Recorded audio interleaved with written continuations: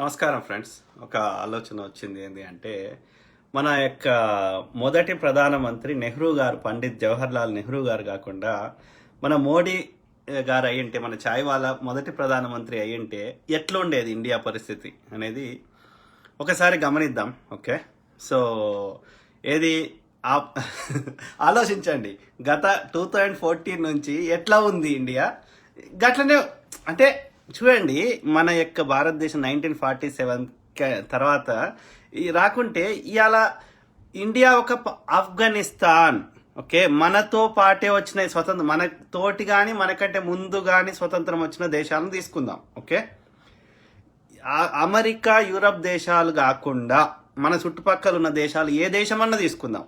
నేపాలా, పాకిస్తానా, ఆఫ్ఘనిస్తానా, లేకపోతే ఇంకా ఏమున్నాయి మన దగ్గర కంట్రీ, బంగ్లాదేశా, ఓకే, శ్రీలంకనా, మన చుట్టుపక్కల ఉన్న దేశాలకు స్వతంత్రం వచ్చినప్పటికీ ఇవాళ ఏం మారింది అక్కడ చూడండి. ఓకే, ఇండియా అంతకంటే వరస్ట్ అవుతుండే. ఓకే, ఎందుకంటే ఇండియా జనాభా ఎక్కువ ఉంది. ఓకే, రిసోర్సెస్ తక్కువ ఉన్నాయి. పాకిస్తాన్ జనాభా తక్కువ ఉంది, రిసోర్సెస్ ఎక్కువ ఉన్నాయి. అయినా వాళ్ళు ఏం అభివృద్ధి కాలే. ఆఫ్రికా దేశాలు వండి, ఏ దేశం కూడా మనకంటే ముందు స్వతంత్రం వచ్చినప్పటికీ ఇప్పటికి కూడా ఆఫ్రికా దేశాల్లో ఏమాత్రం అభివృద్ధి లేదు. ఓకే, సో మోడీ మొదటి ప్రధానమంత్రి అయి ఉంటే ఏం జరిగేది? రాజాభరణ ఇప్పుడు ఎట్లయితే మోడీ ఎవరి ధనవంతులైన మిత్రులైనటువంటి వారికి సంఖ నాకుతున్నాడు కదా.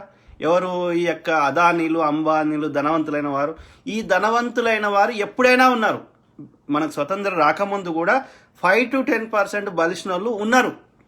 నిజాం రాజు దగ్గర వాడు దేశానికి ఎంత ప్రజల దగ్గర దోసుకున్న సొమ్ము, వాడి నిజాం యొక్క ఆభరణాలు అవన్నీ లక్షల కోట్లు. వాడు ఏది రాయల్ ఛాలెంజ్, అది బ్రిటిష్ వన్ కంపెనీ కారుది.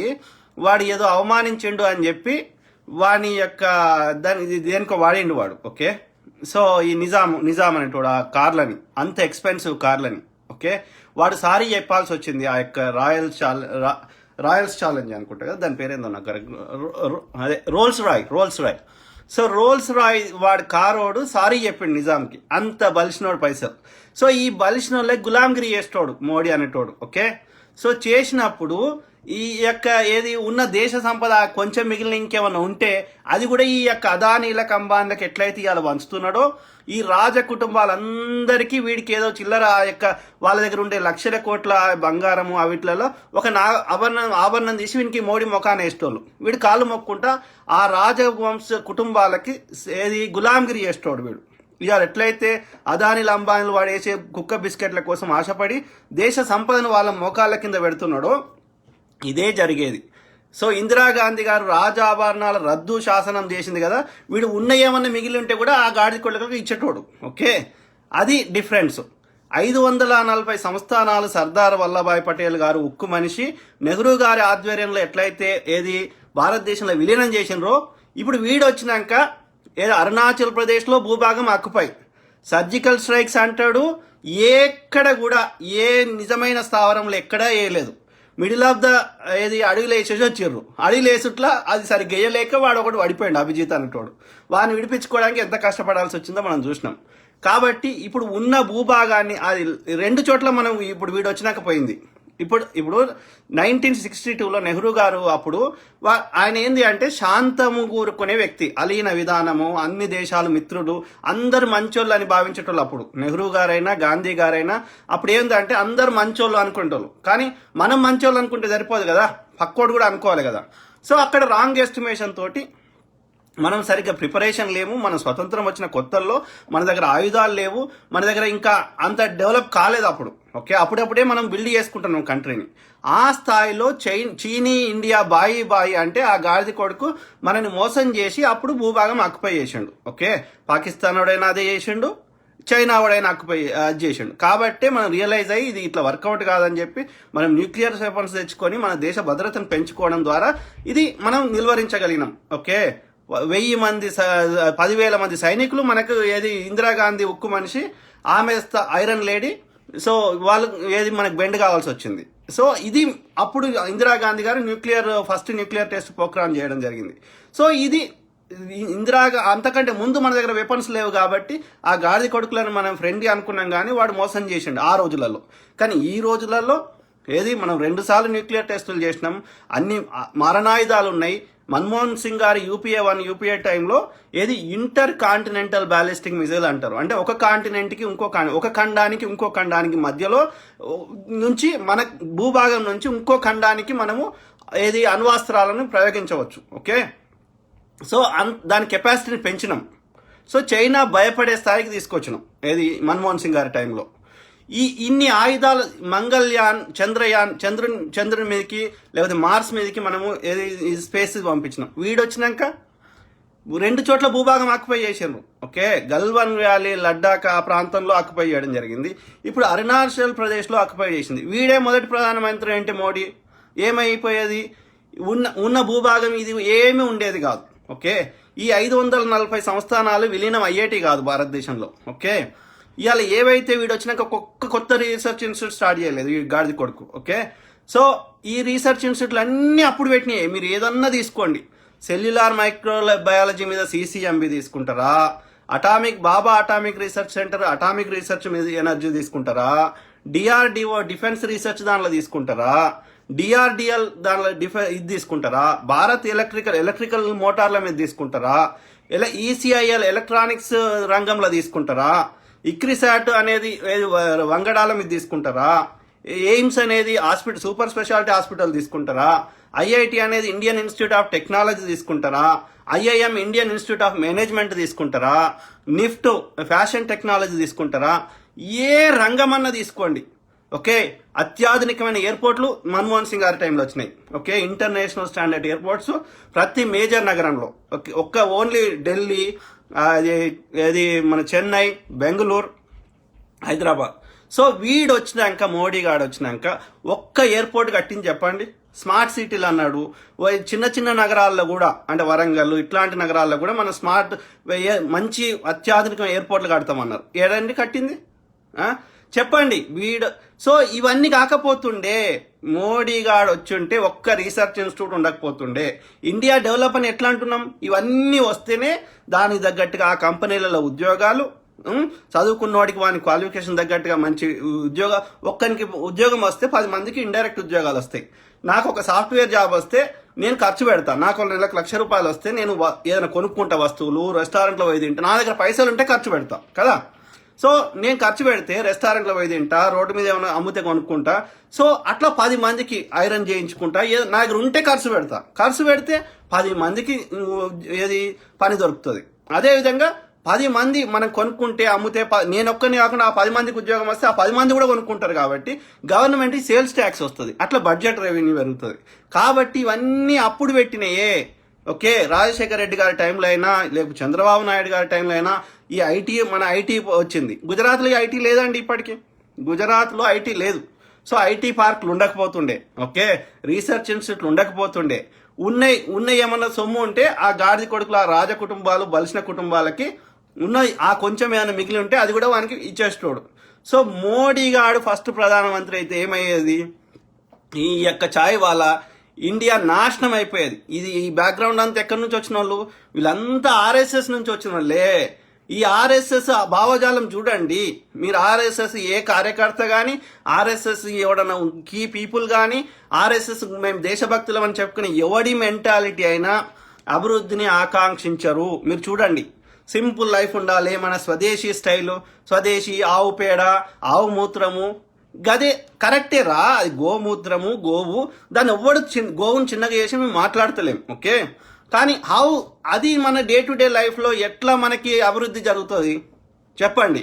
ఆవు అనేది పెంచుతాము, అది ఒక జంతువు, అది పాలు ఇస్తుంది, అంతవరకు. దేవుడు నీకు నమ్మకం ఉంటే దేవుడు అని మొక్కో అంతవరకే.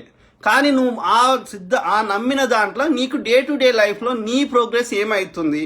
ఓకే, అంటే మన ఆవు పేడతో పిడికలు చేసుకొని బతకాలనా? నాకు అర్థం కాదు. వీడు సైంటిస్ట్ చదివి ఎలక్ట్రానిక్స్ రంగంలో చదివి లేకపోతే మేనేజ్మెంట్లో చదివి ఏం చేయాలి? ఆవులు పెంచుకుంటూ కూర్చోవాలన్నా? నాకు అర్థం కాదు. దాన్ని ఆవుని, మతముని ఇవి డే టు డే తెచ్చి ఏం సాధిస్తాం దేశంలో చెప్పండి, ఆలోచించండి. మతం అనేది ఏం చేస్తాం రా? మనకు ఒక బిలీఫ్ సిస్టమ్ తోటి బతుకుతున్నాం. ఆ బిలీఫ్ సిస్టమ్ తోటి మనకు దేవుడు వచ్చి మన డే టు డే లైఫ్లో ఏమైనా మార్చిండా? మనకు 1,00,000 కోట్లు ఇచ్చిపోయిండా ఏ దేవుడన్నా? అది ఏ దేవుడన్నా కానీ, ఏ మతం అన్నా కానీ, లేకపోతే మనకేమన్నా బియ్యము, లేకపోతే మనం వండియకున్నా, మనం పొలం దున్నకున్నా ఎక్కడి నుంచి అన్న వస్తున్నాయా? ఏ దేవుడన్నా?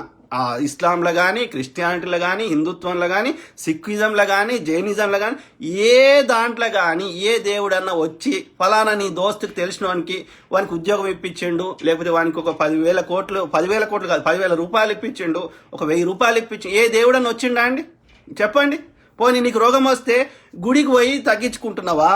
లేకపోతే రోగం వస్తే హాస్పిటల్ పోయి చూపించుకుంటున్నావు? జ్వరం వస్తే గుడికి పోయి అయ్యా నీదైనా అని వదిలేస్తున్నామా? కరోనా వచ్చినా ఏది వచ్చినా హాస్పిటల్ పోతున్నామా? అంటే దేవుడు అనేటోడు అదొక నమ్మకం మాత్రమే. దాంతో అవుతుందని ఎక్కడా ఆధారం లేదు, ఎక్కడా ప్రూఫ్ లేని ఆధారం లేని దాని గురించి నీకు నా కొట్లాట ఏంది? ఎవడు పెట్టిస్తున్నాడు? ఈ రాజకీయ నాయకులు నీ యొక్క సెంటిమెంట్ ఎమోషన్స్ తోటి ఆడుకుంటే మనము అవలగాలం కాదు కదా. సో కాబట్టి మోడీ గారు ప్రధానమంత్రి అయి ఉంటే యూనివర్సిటీలు ఉండేటి కాదు. ఎందుకు లేవు? ఎందుకు ఉండకపోతుండే? చాయ్ వాలా ఇప్పటి వరకు కొత్త యూనివర్సిటీ ఒకటి పెట్టింది చెప్పండి. ఈ 6 ఏళ్లలో ఏమన్నా కొత్త యూనివర్సిటీ పెట్టిండా? జేఎన్టీయు అప్పుడు వచ్చిందే, ఐఐటి అప్పుడు వచ్చిందే, అన్ని ఐఐఎం అప్పుడు వచ్చిందే. మరి అంటే ఏం చేసుకొని బతికేటోళ్ళం? మోడీ గారు ఫస్ట్ ప్రధానమంత్రి అంటే పిడికలు చేసుకొని బతికేవాళ్ళం. ఓకే, ఆవు పెండ అమ్ముకొని బతికేవాళ్ళం. పతంజలి వాడన్ని ఆవు పెండ ఇవన్నీ ఇట్లా రంగులు పోసి, లేకపోతే చందనం పోసి అది మనకి ఎక్కువ రేటుకి అమ్ముతున్నాడు. లేకపోతే బాబాలకి నేను బికారిని, సర్వసంగ పరిత్యాగిని, నేను పెళ్లి చేసుకోలేదనే బాబాలకి 1,00,000 కోట్లు ఎందుకుంటాయండి? 1,000 కోట్లు ఎందుకుంటాయండి? చెప్పండి. రామ్దేవ్ బాబా అనేటోడు మోడీ గారు రాకముందు వాని ఆస్తులు ఎంతుండే, మోడీ గారు వచ్చినాక ఇవాళ పతంజలి ఆస్తులు ఎన్ని పెరిగినాయి చెప్పండి. పోనీ సైంటిఫిక్ ప్రూఫ్ ఒక్కటి తీసుకురండి. పతంజలిలో ఫలానా ఇది it's scientifically proven it works అని చెప్పండి. ఎందుకు పనికిరాని పారేసే వాటికి సుగంధ ద్రవ్యాలు కలిపి ఆ కంపు వాసన రాకుండా మనకు అమ్ముతున్నారు పతంజలి వాడు. Prove in a lab. వాడు ల్యాబ్ టెస్టులు చేయనియాడు వాడు. ఓకే, అటువంటిది కొనుక్కోకండి దయచేసి. ఓకే, అదానీలు అంబానీలు గాడు మన రైతులు పండించినటువంటి వడ్లు, మన రైతులు పండించిన జొన్నలు వాడు మంచి సంచి మంచిగా కవర్ పెట్టి మనకు ఎక్కువ వాడు 10 రూపాయలకు కొని 100 రూపాయలకు అమ్ముతా అంటే ఎట్లా కలుస్తుందండి? అప్పుడున్న గవర్నమెంట్లు రైతు బజార్లు అనేవి పెట్టి దళారీ వ్యవస్థను తగ్గించి రైతులే డైరెక్ట్గా అమ్ముకుంటే రైతులకు ఎక్కువ లాభం వస్తుంది అప్పటి వాళ్ళు చెప్తే, ఈ దొంగ నా కొడుకు వచ్చేసి ఏం చెప్తున్నాడు? దళారీ వ్యవస్థ తీసేస్తాను. ఎవడు తీసేస్తున్నావు? చిరు వ్యాపారస్తులను చిన్న 10 మందిని చంపేసి ఒక బలిసిన వాడికి మొత్తం అంటగడుతున్నావు. ఓకే, ఈ చిరు వ్యాపారస్తులు ఇచ్చేటువంటి రేటు కంటే ఆ అదానీలు అంబానీలు ఎవడన్నా రైతుకి ఎక్కువ రేటు ఇస్తున్నాడా చెప్పండి? ఎందుకు చేస్తారు వాళ్ళు వ్యాపారస్తులు? వాడికి ఎక్కువ లాభం వస్తే వాడి స్టాక్ వాల్యూ పెరుగుతుంది. వాని స్టాక్ వాల్యూ రేటు పెరిగితే వాని ఆస్తులు పెరుగుతాయి. ఇప్పుడున్న దానికి 10 అంతలు అవుతాయి. కాబట్టి వాళ్ళ షేర్లు అన్ని విలువలు పెంచుకుంటారు. ఓకే, 1,00,000 కోట్లు ఆ ధనవంతులు చేసుకుంటారు. కాబట్టి వాళ్ళకి సహాయం చేస్తే అందులో ఒక 5-10% మీకు ఇస్తే మీరు కార్పొరేట్ ఆఫీసులు కట్టుకుంటారు, ఎమ్మెల్యేలు కొనుక్కుంటారు. కానీ ఎవరికి నష్టం జరుగుతుంది? ఎండ్ ఆఫ్ ద డే పొద్దుగాలు లేచి పనిచేసి ట్యాక్స్ కడుతున్నటువంటి దేశ ప్రజలకి వాళ్ళు అన్ని రకరకాల ట్యాక్సులు ఎవడున్నా కట్టినరు. ఇవాళ కొత్తగా ఏం కడతలేరు. కాంగ్రెస్ ఉన్నప్పుడు కట్టినరు, రాజుల కాలంలో కట్టినరు, డిఫరెంట్ పేరుతోటి పిలిచారు. కానీ ఎప్పుడు ప్రజలు ట్యాక్స్ కట్టినరు. కానీ నష్టం ఎవరికి జరుగుతుంది? ప్రజలకు జరుగుతుంది. కాబట్టి మోడీ గాడు వచ్చి ఉంటే కొద్ది మంది బ్రిటిష్ కాలంలో కూడా ధనవంతులు ఉండే, కొద్దిమంది మెజారిటీ ప్రజలు బీద వాళ్ళు ఉండే. 5-10% బ్రిటిష్ కాలంలో కూడా ధనవంతులు ఉండే. బ్రిటిష్ కాలంలో నిజాం గాడు ఫుల్ రిచ్ పర్సన్. అట్లా సింధియాలు ఒక్కొక్క ఏరియాలో మధ్యప్రదేశ్లో కొంతమంది రిచ్ పీపుల్ ఉండే. అట్లా బికనీర్ అని ఒక రాజులు బాగా రిచ్ ఉండే. ఎందుకుండే? ప్రజలని హింసించి బాధ పెట్టి అన్ని రకాలుగా సప్రెస్ చేసి ప్రజల దగ్గర దోసుకునేటోళ్ళు. ఓకే, సెకండ్ వరల్డ్ వార్ వస్తే వాడికి మొత్తం ప్రజల దగ్గర దోసుకొని పోయిండు. తిండి ఏం పండించినా కానీ అక్కడ సైనికులకు కావాలని. అందుకే బెంగాల్లో ఫెమైన్ వచ్చింది, కరువు వచ్చింది. 10 లక్షల మంది చచ్చిపోయారు. మీరు ఇష్టం ఉన్నట్టు పిల్లలు కంటారు, మీకెందుకు రా తిండి అని చెప్పి వాడు ఎత్తుకోండి మన తినకుండా. అందుకే అప్పుడు అందరు బక్కగా కట్టెపుల్ల లెక్కుంటుండే. ఓకే, అందుకే మనకి తిండి లేని దేశంగా ఉండే. అప్పుడు మన యొక్క కాంగ్రెస్లో ఉన్నటువంటి అప్పుడు ఇందిరాగాంధీ గారు, నెహ్రూ గారు వీళ్ళకి గ్రీన్ రెవల్యూషన్ అని తీసుకొచ్చి ఇట్లా బీదరికంతో మనం ఎట్లా బతుకుతాం, అప్పుడు గోధుమలు ఇంపోర్ట్ చేసుకున్నాం మనం. కాబట్టి గ్రీన్ రెవల్యూషన్ తెచ్చి మనం పంటలు సర్ప్లస్గా పండించే స్థాయికి తెచ్చుకున్నాం. ఈ గాడిద కొడుకు వచ్చినాక రైతులు ఎట్లా పండిస్తారండి? వాళ్ళకి మినిమం పెట్టుబడి రాకపోతే, వాళ్ళకి ఖర్చులు వెళ్ళకపోతే ఎవడన్నా వ్యవసాయం చేస్తాడా అండి? ఈ గాడిద కొడుకు ఈ చట్టాలతోటి బీహార్లో చేస్తే ఏమైంది? అక్కడ పెట్టుబడి వస్తలేదని భూమి పడావు అంటే వదిలేసి కూలి పనికి వస్తున్నారు. ఏడ కూలి పని దొరికితే ఆడ కూలి పని చేసుకుని బతుకుతున్నారు వ్యవసాయం చేసుకునే రైతులు. సో ఇవాళ ఇదే పరిస్థితి అవుతుంది. ఈ బీజేపీ ముండా కొడుకు ఎట్లయితే బీహార్లో చేసిండో ఈ చట్టాలు అమలైతే మళ్ళీ 18 నెలలు ఎందుకు మొత్తం పని చేయి. కనీస మద్దతు ధర అనేది పెంచాలి కానీ ఇంకా మిగతా పంటలకు ఎక్స్పాండ్ చేయాలి కానీ మద్దతు ధర తీసేస్తున్నావు. ఎందుకు తీసేస్తున్నావు అంటే ఆ దళారి ఇష్టం ఉన్నట్టు ఇంకా దోసుకోవచ్చు. అంటే ఇప్పుడున్న సావులు సరిపోవు, ఇంకా ఎక్కువ సావులు కావాలి. సో ఇది జరిగేది. మోడీ గారు ఫస్ట్ ప్రైమ్ మినిస్టర్ అయితే కొద్ది మందికి వత్తాసు పలకడం వల్ల ఇవాళ ఇండియాలో ఒక ఆఫ్రికా దేశం లెక్క, ఒక చైనా కాదు, ఓకే, చైనా కమ్యూనిస్ట్, ఓకే, ఒక నేపాల్ లెక్క, ఓకే, నేపాల్ అభివృద్ధి లేదండి. చూడండి మీరు, నేపాల్లో ఇంకా 100 ఏళ్ళైనా గట్లనే ఉంటుంది నేపాల్, ఓకే. నేపాల్లో ఎలాంటి అభివృద్ధి లేదు, ఎలాంటి టెక్నాలజీ లేదు. పాకిస్తాను ఇప్పటికి కూడా మనతో పాటే వచ్చింది స్వాతంత్రం, ఓకే. 5 జీవనదులు ఉంటాయి, జీలం అవి, ఓకే. సారవంతమైన భూమి, ఎస్పెషల్లీ ఈ యొక్క పంజాబ్ ప్రాంతంలో, అక్కడ కూడా పంజాబ్ అనే ప్రాంతం ఉంది దానికి ఆనుకొని. So still there is no development, అభివృద్ధి లేదు వాళ్ళకి, ఓకే. సో ఇది పరిస్థితి, ఓకే. బంగ్లాదేశ్ తీసుకోండి. బంగ్లాదేశ్లో చిన్న ఫ్యాక్టరీలు ఈ ఫ్యాక్టరీస్ అన్ని లేబర్ తక్కువ ఉంటుంది కాబట్టి వచ్చి పెట్టుకొని బట్టలు నడుస్తుంది, బట్టలు ఫ్యాక్టరీస్ ఎక్కువ పెట్టిండ్రు కానీ రియల్ డెవలప్మెంట్ లేదండి, ఏ టెక్నాలజీ పెద్దగా లేదండి. సో ఆ దూరదృష్టితో నెహ్రూ గారు ఆలోచించి పెట్టకపోతే ఇట్లనే ఉండేది. వీడు మోడీ గారు ప్రధానమంత్రితో అట్లనే ఉంటుంది. ఎందుకంటే మోడీ గారు వచ్చినాక ఒక్కటి కొత్తది ఏ టెక్నాలజీ కానీ, ఏ ఉద్యోగాలు కానీ, ఏ ఐటీ కంపెనీలు కానీ, ఈ దేశభక్తులు వచ్చినాక ఏం వచ్చినాయి చెప్పండి? నాశనం చేస్తున్నారు కదా. ఈ దేశభక్తులు వచ్చినాక ఏమీ లేదండి, ఓకే. బ్రిటిష్ టైం కంటే వరస్ట్ అయిపోయేది ఇంకా ఇండియా, ఓకే. ఆఫ్రికా దేశాల డెవలప్మెంట్ లేదు కదా. సో ఆ పరిస్థితి వచ్చేది. కాబట్టి మోడీ గారు ఫస్ట్ ప్రధానమంత్రి అయితే నాశనం అయ్యేది. ఇప్పుడు మరి ఎందుకు నెహ్రూ గారి మీద ఇష్టం ఉన్నట్టు ఎందుకు చెప్తున్నారు? ఎందుకంటే కాంగ్రెస్ని చంపాలంటే కాంగ్రెస్ లీడర్ల మీద బురద చల్లితే సావర్కర్ మంచోడా, నెహ్రూ గారు మంచోడా, సావర్కర్ మంచోడా? నెహ్రూ గారు మంచోడా లేకపోతే గాడ్సే గారు మంచోడా చెప్పండి? గోల్వాల్కర్ గారు మంచోడా లేకపోతే నెహ్రూ గారా? హెడ్గేవాకర్ గారు మంచోరా లేకపోతే ఏది మన నెహ్రూ గారా? లేకపోతే ప్రజ్ఞా ఠాకూర్ మంచిదా లేకపోతే నెహ్రూ గారా? చెప్పండి. ఎవర్రా వీళ్ళరా దొంగ నా కొడుకులు? చెప్పండి, వీళ్ళ వల్ల దేశానికి ఏం జరిగింది? ఒక విజన్ తోటి ఏం చేసిండ్రు? ఓ దానం చేయరండి. ఒక ఆర్ఎస్ఎస్ నాయకుడు ఒక్కని పేరు చెప్పండి. ఒక అద్వానీ గారు ఒక 100 కోట్లు దేశానికి ఏది దారాదత్తం చేసిండ్రు? ఒక్క ఆర్ఎస్ఎస్ కార్యకర్త కానీ, ఒక ఆర్ఎస్ఎస్ లీడర్ కానీ, ఆర్ఎస్ఎస్ అని చెప్పుకునే గాడిద కొడుకులు ఎవడన్నా సరే దేశానికి ఒక 100 కోట్లు ఇచ్చిర్రా? రామ మందిరం పేరు మీద 100 కోట్లు వసూలు చేసిండ్రు, ఇప్పటికీ లెక్కలేదు, ఓకే. మళ్ళీ 1100 కోట్లు వసూలు చేస్తారంట. 3000 కోట్లు నువ్వు ఆ యొక్క ఏది పటేల్ విగ్రహానికి ఖర్చు పెట్టినావు, ఇంకో 3000 కోట్లు ఛత్రపతి శివాజీకి విగ్రహానికి పెడుతున్నావు. మరి రామ మందిరానికి 1100 కోట్లు లేవా అండి? చెప్పండి, ఆలోచించండి. ఇప్పుడు మళ్ళీ వసూలు చేస్తారంట. ట్యాక్సులు ప్రజలే కట్టాలి, మళ్ళీ మీదికెళ్ళి విరాళాలు ఇవ్వాలి. ఎందుకు ఇవ్వాలరా అంటే ఈ యొక్క రామ మందిరం పేరు అది ఉద్యమం చేసింది వేరే వాళ్ళు, కొట్లాడింది వేరే వాళ్ళు, కానీ దానికి సంబంధించిన పేరుని అది మేమే కట్టిస్తున్నామన్న భ్రమను కలిగించి ప్రజలందరూ ఇది ఓటు బ్యాంక్ మలుసుకోవాలి. ఇది బీజేపీ కుట్ర, ఓకే.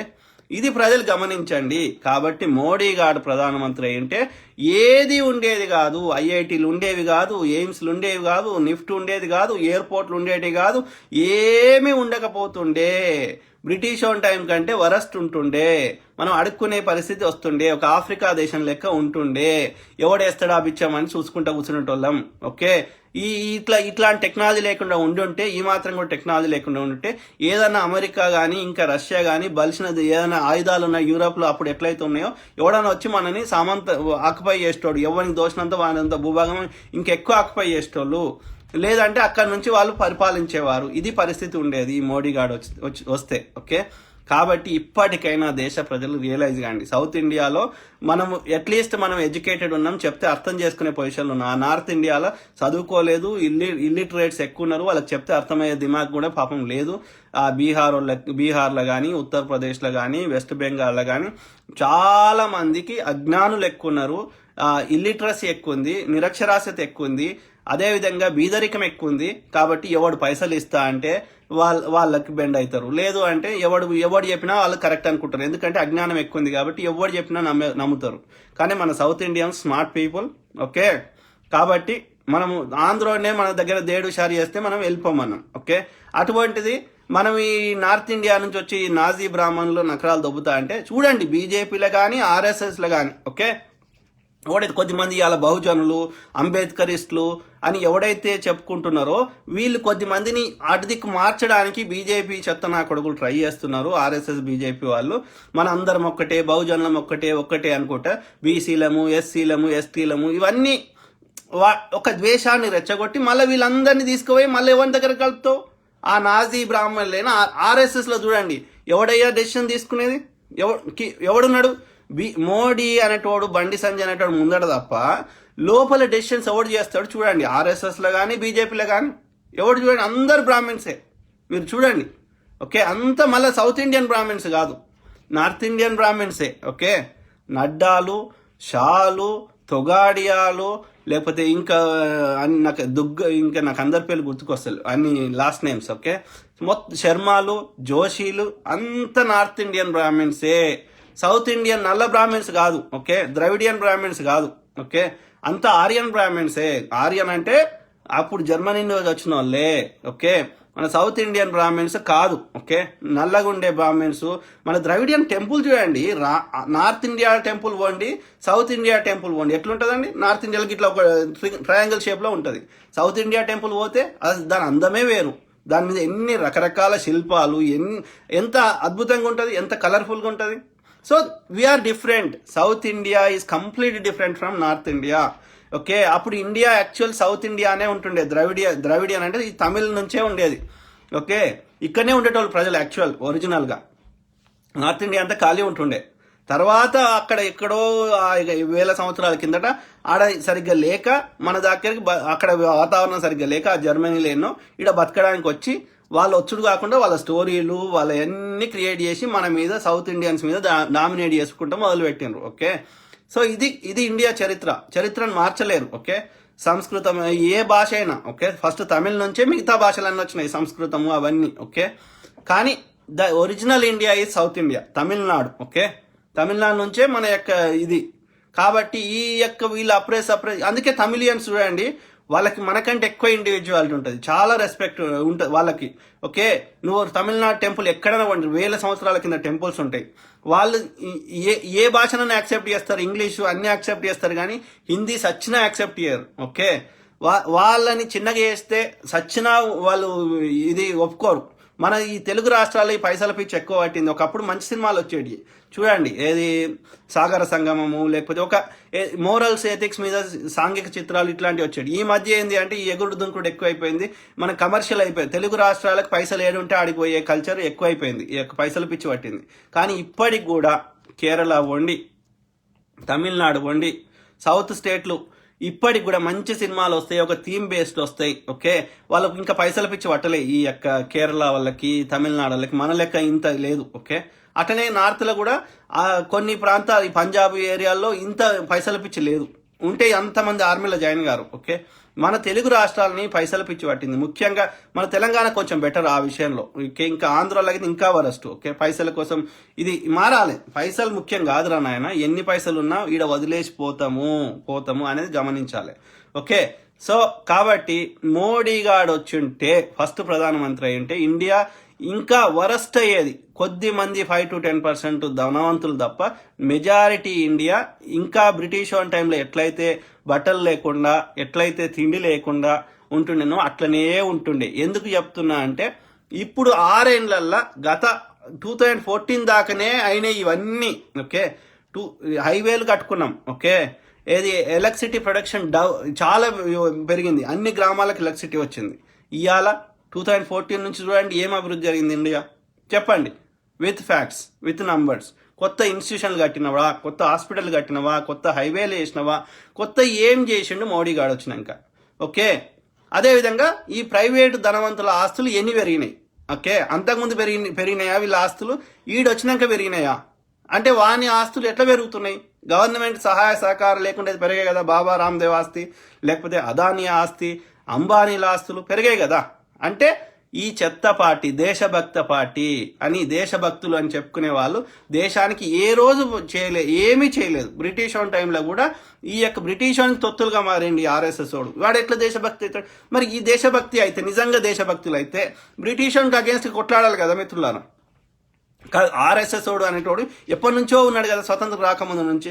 వీళ్ళు మేము దేశభక్తులం, మేము ఇండియా యొక్క 3 రంగుల జెండాను మేము యాక్సెప్ట్ చేయము, మేము ఓన్లీ కాషాయం యాక్సెప్ట్ చేస్తాం అన్నావు కదా. మరి విదేశీయుడు దేశాన్ని పరిపాలిస్తుంటే ఎందుకు కొట్లాడలేదురా? భారత స్వతంత్రం కావాలని ఇండియన్ నేషనల్ కాంగ్రెస్ కొట్లాడింది, లేకపోతే ముస్లిం లీగ్ కొట్లాడింది కదా.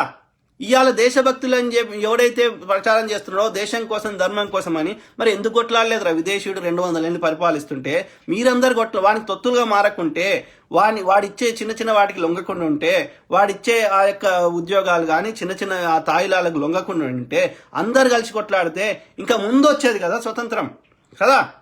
సో ఎట్లా దేశభక్తులు అవుతారు వీళ్ళు? అంటే వీళ్ళకి దేశభక్తి లేదు.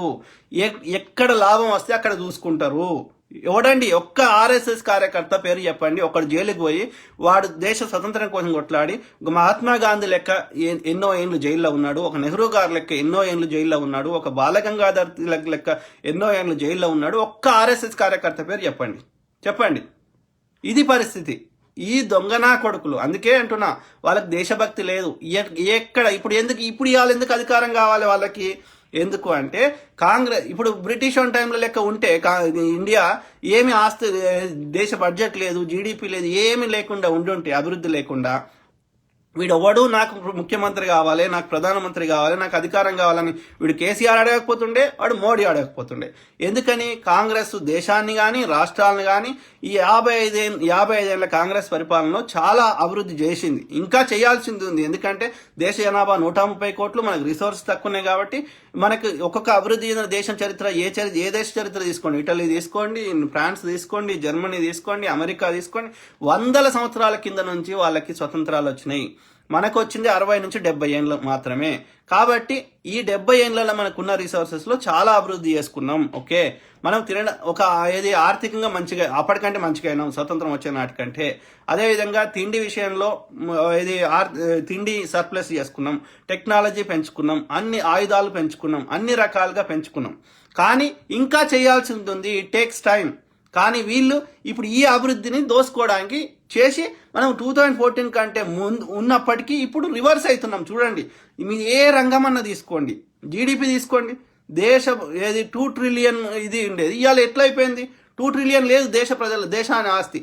అమెరికా యొక్క జీడిపి 20 ట్రిలియన్, అంటే మనకంటే 10 టైమ్స్ ఎక్కువ విన్నది. మరి భూభాగం మనకంటే 3 to 5 టైమ్స్ తక్కువ ఉన్నది. జనాభా మనకంటే 33 కోట్లే, మనది 130 కోట్లు. మరి చెప్పండి, అంటే 33 కోట్ల మందికి 20 ట్రిలియన్స్ అంటే ఒక్కొక్కని సగటు మనిషి యొక్క ఆస్తి ఎంత ఉన్నట్టు? దేశం ఆస్తి ఎంత ఉన్నట్టు అమెరికాది? మరి ఇండియాది 130 కోట్ల మందికి 2 ట్రిలియన్లు, అమెరికానేమో 33 కోట్ల మందికి 20 ట్రిలియన్లు. సో అందుకే అది సంపన్న దేశం అంటారు. మరి మన ఇండియా కూడా మనం కూడా అట్లా చేసుకోవచ్చు కదా. అప్పుడు బ్రిటిష్ వన్ టైంలో ఇట్లా లేకుండే కదా, జీడిపి పెంచుకున్నాం కదా. ఆ గ్రాఫ్ ముందుకు పోవాలి కదా, ఇంకా పైకి పోవాలి కదా దేశ ఆస్తులు. మరి ఇవాళ ఏమైతుంది? వీడు వచ్చినాక, మోడీ గారు వచ్చినాక జీడిపి 23% పడిపోయింది. ఓకే, ఎందుకు పడిపోయింది? వాడి విధానాలు, వాడి పరిపాలన. ఓకే, జిఎస్టీ అడిషనల్ ట్యాక్స్లు వేస్తే, ఆల్రెడీ సరిగ్గా పనిచేయని వ్యాపారస్తుల మీద అడిషనల్ ట్యాక్స్లు వేస్తే ఎవడన్నా పోయి ఆ యొక్క వస్తువు ఎక్కువ రేటు పెట్టి కొనుక్కుంటాడా? చెప్పండి. అంటే వ్యాపారాలు దొబ్బినట్టే కదా. వ్యాపారాలు లేకపోతే ఇది ప్రజలకు ఆస్తులు ఉండవు, అదేవిధంగా గవర్నమెంట్కి ట్యాక్సులు రావు. నువ్వు గవర్నమెంట్కి అడిషనల్ ట్యాక్స్లు వేస్తే, వ్యాపారాలు బంద్ చేస్తే, 100 మంది కొంచెం ట్యాక్స్ కట్టేది 10 మంది ఎక్కువ ట్యాక్స్ కట్టమంటే ఎట్లా కడతారండి? చెప్పండి. Okay, GST wrong decision, demonetisation absolute failure. ఇవన్నిటి తప్పించుకోవడానికి ఎలక్షన్స్ ముందు పుల్వామా అటాక్ తెచ్చినావు, ఇప్పుడు రామ మందిరం అంటున్నావు, లేదు అంటే మళ్ళీ ఎలక్షన్స్ ముందు సర్జికల్ స్ట్రైక్స్ అంటావు. ప్రజల యొక్క ఎమోషన్ సెంటిమెంట్స్ ఆడుకొని మళ్ళీ గెలుస్తావు. ఓకే, గెలవడానికి కుట్రలు. ఓకే, అధికారాన్ని దుర్వినియోగం చేస్తున్నావు. కానీ దేశ ప్రజల యొక్క 2014కి జీడిపి వెనకకు పోతుంది. అన్ని వీడు చేసిన ఇది పాలసీస్ అన్ని ప్రజలకు వ్యతిరేకంగా ఉన్నాయి. ఓకే, 2014లో మన్మోహన్ సింగ్ గారు చేసిన ఏ మంచి పాలసీ అయినా, పివి నరసింహారావు గారు చేసిన ఏ మంచి పాలసీ అయినా అవి రిజల్ట్స్ వచ్చినాయి. ఓకే, అప్పుడు వాటిని వ్యతిరేకిస్తాడు, ఎందుకంటే వీనికి అభివృద్ధి కాంక్షించేది లేదు. ఓకే, మళ్ళీ ఇవాళ అధికారం వచ్చినాక మళ్ళీ అవే గొప్ప అని చెప్తాడు. ఓకే, ఆధార్ సంఖ్య వద్దని వ్యతిరేకించండి మోడీ గారు, మళ్ళీ ఇవాళ ఆధార్ సంఖ్య మంచిది అంటాడు. మన్రేగా వ్యతిరేకించిండు, మన్రేగా మంచిది అంటాడు. ఓకే, అప్పుడు ఏమేమైతే అన్ని వ్యతిరేకించిండు ఇవాళ అవే మంచిగా అంటాడు. అంటే కేవలం వాళ్ళు ఎందుకు విమర్శిస్తారంటే వాడిని తప్పు అని చెప్పి నాకు ఓటు వేయించుకోవాలి, నాకు అధికారం కోసం మాత్రమే, ప్రజల మీద ప్రేమ లేదు. కాబట్టి జీడిపిలు వెనకపోతున్నాయి, దేశ యొక్క సగటు ఆస్తి ప్రజలు బీదోళ్ళు అవుతున్నారు. ఓకే, సో ఇది బీజేపీ పరిపాలన, ఇది దేశభక్తి. ఓకే, ఈ దేశభక్తులతోటి ఏ రోజు ఓకే బ్రిటిష్ టైంలో స్వతంత్రం కావాలని కొట్లాలి. పోనీ తెలంగాణ ఉద్యమం అయితే ఇప్పుడైతే ఇదైతే వెనకటిది కాదు కదా, ఈ మధ్య కాలందే కదా, మనం చూసినాం కదా. ఓకే, మరి ఎవరైనా కొట్లాడింది? ఇప్పుడు టీఆర్ఎస్లో ఉంటున్న వాళ్ళు కానీ, ఇప్పుడు కాంగ్రెస్లో ఉంటున్న వాళ్ళు కానీ కొట్లాడినరు కానీ, ఒక్క బీజేపీ నాయకుడు కానీ, ఒక్క ఆర్ఎస్ఎస్ నాయకుడు కానీ, ఓకే ఆ దేశం లెవెల్లో కానీ రాష్ట్రం లెవెల్లో కానీ చెప్పండి, తెలంగాణ కావాలని కొట్లాడిన ఒక్క ఆర్ఎస్ఎస్ ఇవాళ ఎవరైతే మేము దేశభక్తులని చెప్పుకున్నాం గాడిది కొడుకులు, లుచ్చా కొడుకులు, ఎవడయ్యా బండి సంజయ్ గారు కొట్లాడినా అని తెలంగాణ కావాలని చెప్పండి. ఒక్క బీజేపీ అని పేరు చెప్పండి. ఇవాళ అధికారం ఏడుంటే అధికారం కావాలని పైసలు దొబ్బుకోవడానికి తప్ప ఎవడు ఈ రంకునందన్ గారు కొట్లాడిండా చెప్పండి. ఎవడండి పొద్దుగాలు వేస్తే కొట్లాడింది తెలంగాణ కావాలని? ఇదర్ టీఆర్ఎస్ సంబంధించిన వాళ్ళు కొట్లాడేవు. ఓకే, లేదు అంటే కాంగ్రెస్ సంబంధించిన వాళ్ళు కొట్లాడేవు, అది ఎవరన్నా తీసుకో. ఓకే, సోనియా అధికార పార్టీ అయినప్పటికీ తెలంగాణకు సంబంధించిన కాంగ్రెస్ నాయకులు కానీ, కాంగ్రెస్ కార్యకర్తలు కానీ వీరోచితంగా పోరాటం చేసిండ్రు. అదేవిధంగా టీఆర్ఎస్ వాళ్ళు కొట్లాడేవు తెలంగాణ కావాలని. బీజేపీ అని పేరు చెప్పండి, ఒక్కని పేరు చెప్పండి. ఇవాళ మేము ఇది కావాలి, మాకు అధికారం కావాలని ఇది తప్ప కేసీఆర్ని తిట్టేది వాళ్ళు ఎందుకోసం? బీజేపీ నా కొడుకులు వాళ్ళు చూడండి ఎందుకోసం అంటే కేసీఆర్ని తిడితే బీజేపీ రావాలి అధికారంలోకి. ఓకే, సో కాబట్టి నేను కాంగ్రెస్ రావాలనుకునేవారు కానీ ఓకే కేసీఆర్ని తక్కువ తిట్టండి, కేసీఆర్ని ఎక్కువ తిట్టడం వల్ల ఓకే వీఆర్ హెల్పింగ్ బీజేపీ బలపడడానికి మనం సహాయం చేస్తున్నాం. కానీ కేసీఆర్ కంటే అతి దారుణమైన వ్యక్తి కేసీఆర్ దుర్మార్గుడే, నేను మంచోడని అంటలేను. ఓకే, వాడు దుర్మార్గుడే, వాడు 100 ప్రామిసెస్ 1000 ప్రామిసెస్ చేసిండు, అందులో 10% కూడా నెరవేర్చలేదు, వాడు మూర్ఖుడే. ఓకే, ఆ మూర్ఖుడైనప్పటికీ వాడు అట్లీస్ట్ చిల్లర వారేస్తున్నాడు. ఓకే, వాంతటి కొట్లాడదాం, ఈ బీజేపీని ఖాళీ చేసినాక, బీజేపీ లేకుండా చేసినాక మనం కేసీఆర్ తోటి కొట్లాడదాం. ఓకే, కానీ వీడు అది కూడా చేస్తా, ఆ చిల్లర కూడా వారేస్తలేడు. అది గమనించండి మిత్రులారా. బీజేపీ వాడు మీకు ఏం చేసిండు చెప్పండి? కేంద్రం నుంచి సపరేట్గా పెన్షన్ తెచ్చిచ్చిండా మీకు? అలా కేసీఆర్ వాళ్ళకి ఏమి ఇచ్చినా మేమే ఇచ్చినాం అంటారు. ఓకే, అట్లా కాదు. బీజేపీ వాడు నీకు సపరేట్గా పెన్షన్ తెచ్చిండు, వాడు ఇంట్లో ఒక్కరికే ఇస్తుండు కదా, ముసలావకి ఒక్కరికే ఇస్తున్నాడు, లేకపోతే ముసలాయకి ఇస్తలేడు అంటున్నాడు కదా. కాంగ్రెస్ ఉన్నప్పుడు మొగుడు ఇద్దరికి ఇచ్చిండ్రు, భార్యాభర్తకి ఇచ్చిండ్రు. ఓకే, అప్పుడు బడ్జెట్ తక్కువ ఉండే, అప్పుడు లెక్కలు తక్కువ ఉండే, ఇప్పుడున్న రేట్లు లేవు కాబట్టి అప్పుడు తక్కువ ఇచ్చిండ్రు. కానీ భార్యకు భర్తకి ఇచ్చిండ్రు అప్పటి రేట్ల అప్పుడున్న ప్రకారం. వీడు వచ్చినా ఒకరికే ఇస్తున్నాడు కదా. ఇచ్చినప్పుడు నేనేమంటున్నా, నువ్వు బీజేపీ వాడు నువ్వు అన్ని చేస్తున్నావు కదా, మరి ఇవాళ వాడు ఒక్కరికి ఇస్తున్నాడు కదా, నువ్వు రెండో ఆమెకి వాడు భార్యకి ఇస్తే నువ్వు భర్తకి, లేదా నువ్వు భర్తకి ఇస్తే భార్య ఏదైనా చేసిండా? బీజేపీ వాడు ఫలానా వాళ్ళకి ఇది ఇచ్చిండు, కేంద్ర ప్రభుత్వం నుంచి సపరేట్గా నిధి తెచ్చి ఇది చేసిండు. మన రాష్ట్ర ప్రజలకు ఒక్కటి చెప్పండి, కేసీఆర్ గారు అనేటోడు చిన్నయన్న ఇస్తున్నాడు కదా, పెన్షను గిన్షను సంథింగ్, అది మంచిది. ఉద్యోగాలు ఇస్తలేడు, అభివృద్ధి చేస్తలేడు, వాడు 100 ప్రామిస్ చేసి ఏం చేస్తలేడు, టోటల్లీ అగ్రి. అట్లీస్ట్ ఆ చిల్లర వారేస్తున్నాడు కదా. మరి బీజేపీ వాడు కేంద్ర బడ్జెట్ ఎక్కువ కదా. ఓకే, వరదలు వచ్చినాయి కదా, వాడు అట్లీస్ట్ 600 కోట్లన్నా జిహెచ్ఎంసీ ఉందని ఖర్చు పెట్టిండు, 500 కోట్లు 300 కోట్లు అలా సగం తిన్నారు, సగం ఖర్చు పెట్టిండు. ఓకే, కొద్ది మందికైనా వరద సహాయం అందింది. కేసీఆర్ అంటాడు 500 కోట్లు ఖర్చు పెట్టిండు హైదరాబాద్లో.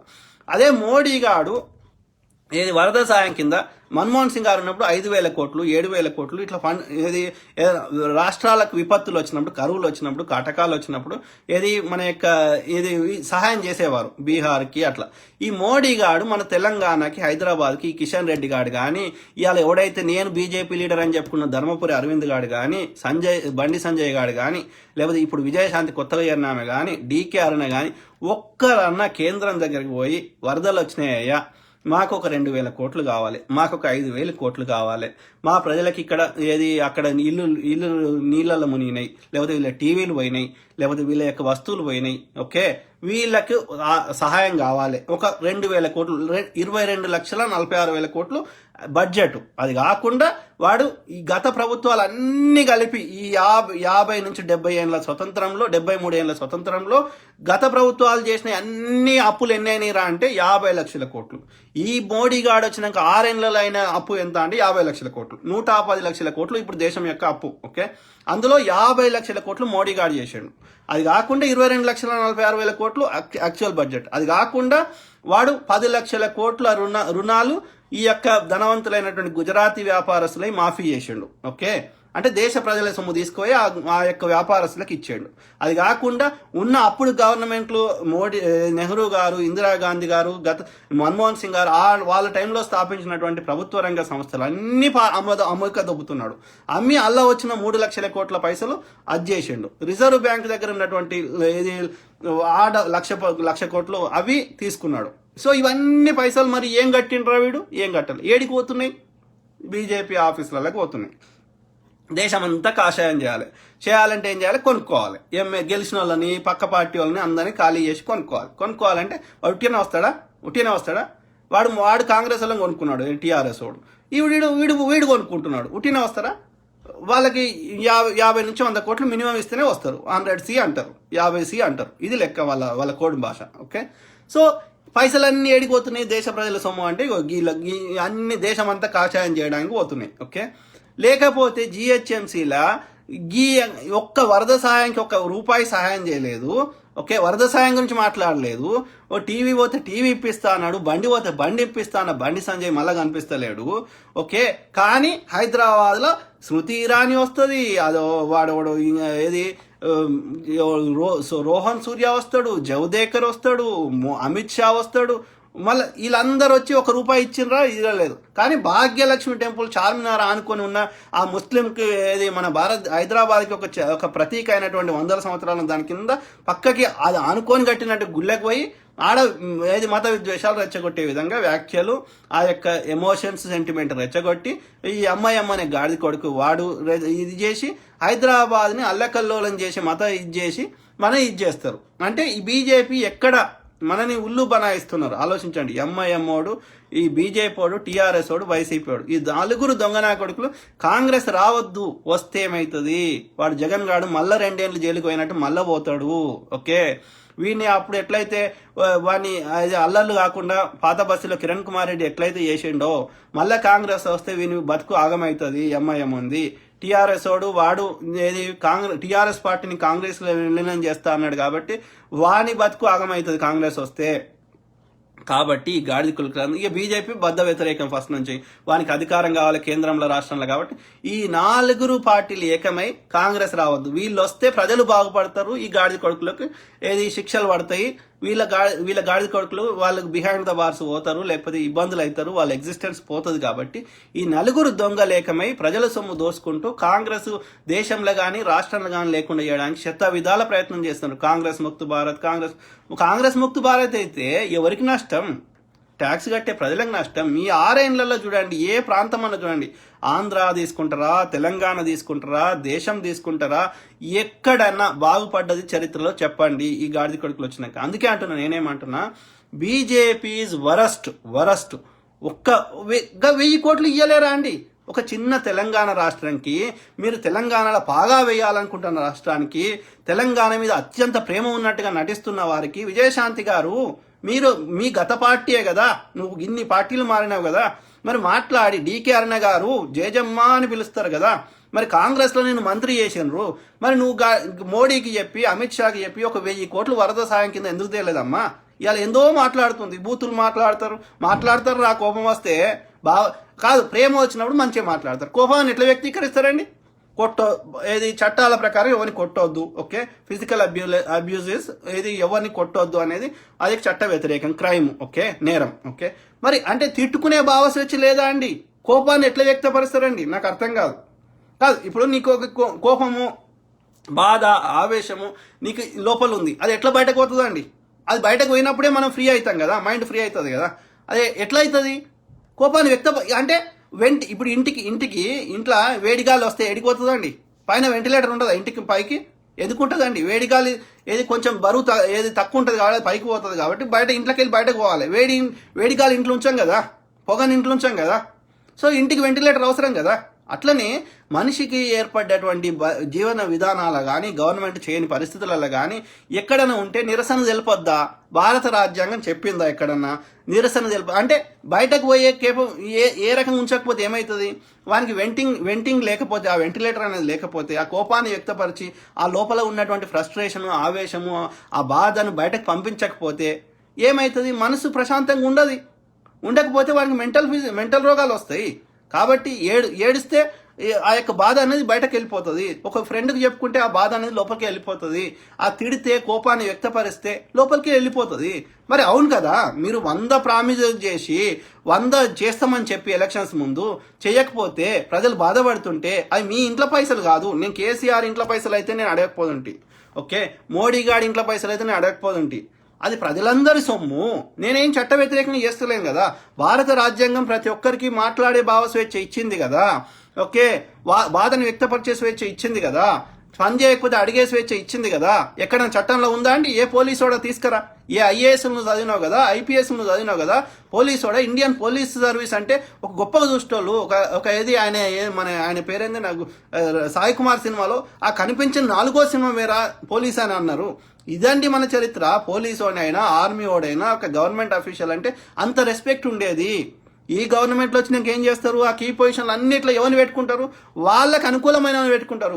కేసీఆర్ గారు చూడండి, అంత రిటైర్ అయినటువంటి వెల్మోళ్ళనే పెట్టుకుంటాడు అన్ని కీ పొజిషన్లలో. అది పోలీసు వాడు కానీ, ఏ డిపార్ట్మెంట్లో కానీ. ఎందుకని? ఆ వెల్మోడ్ రిటైర్ అయితేనే మనం ఈ వెల్మోడ్ చెప్పినట్టు వింటాడు. ఇదా అండి ప్రజాస్వామ్యం ఇదా అండి? కాదు. ఎవడైతే కీ పొజిషన్లో నిర్ణయించేటోడు వాడి యొక్క హిస్టరీ చూడాలి.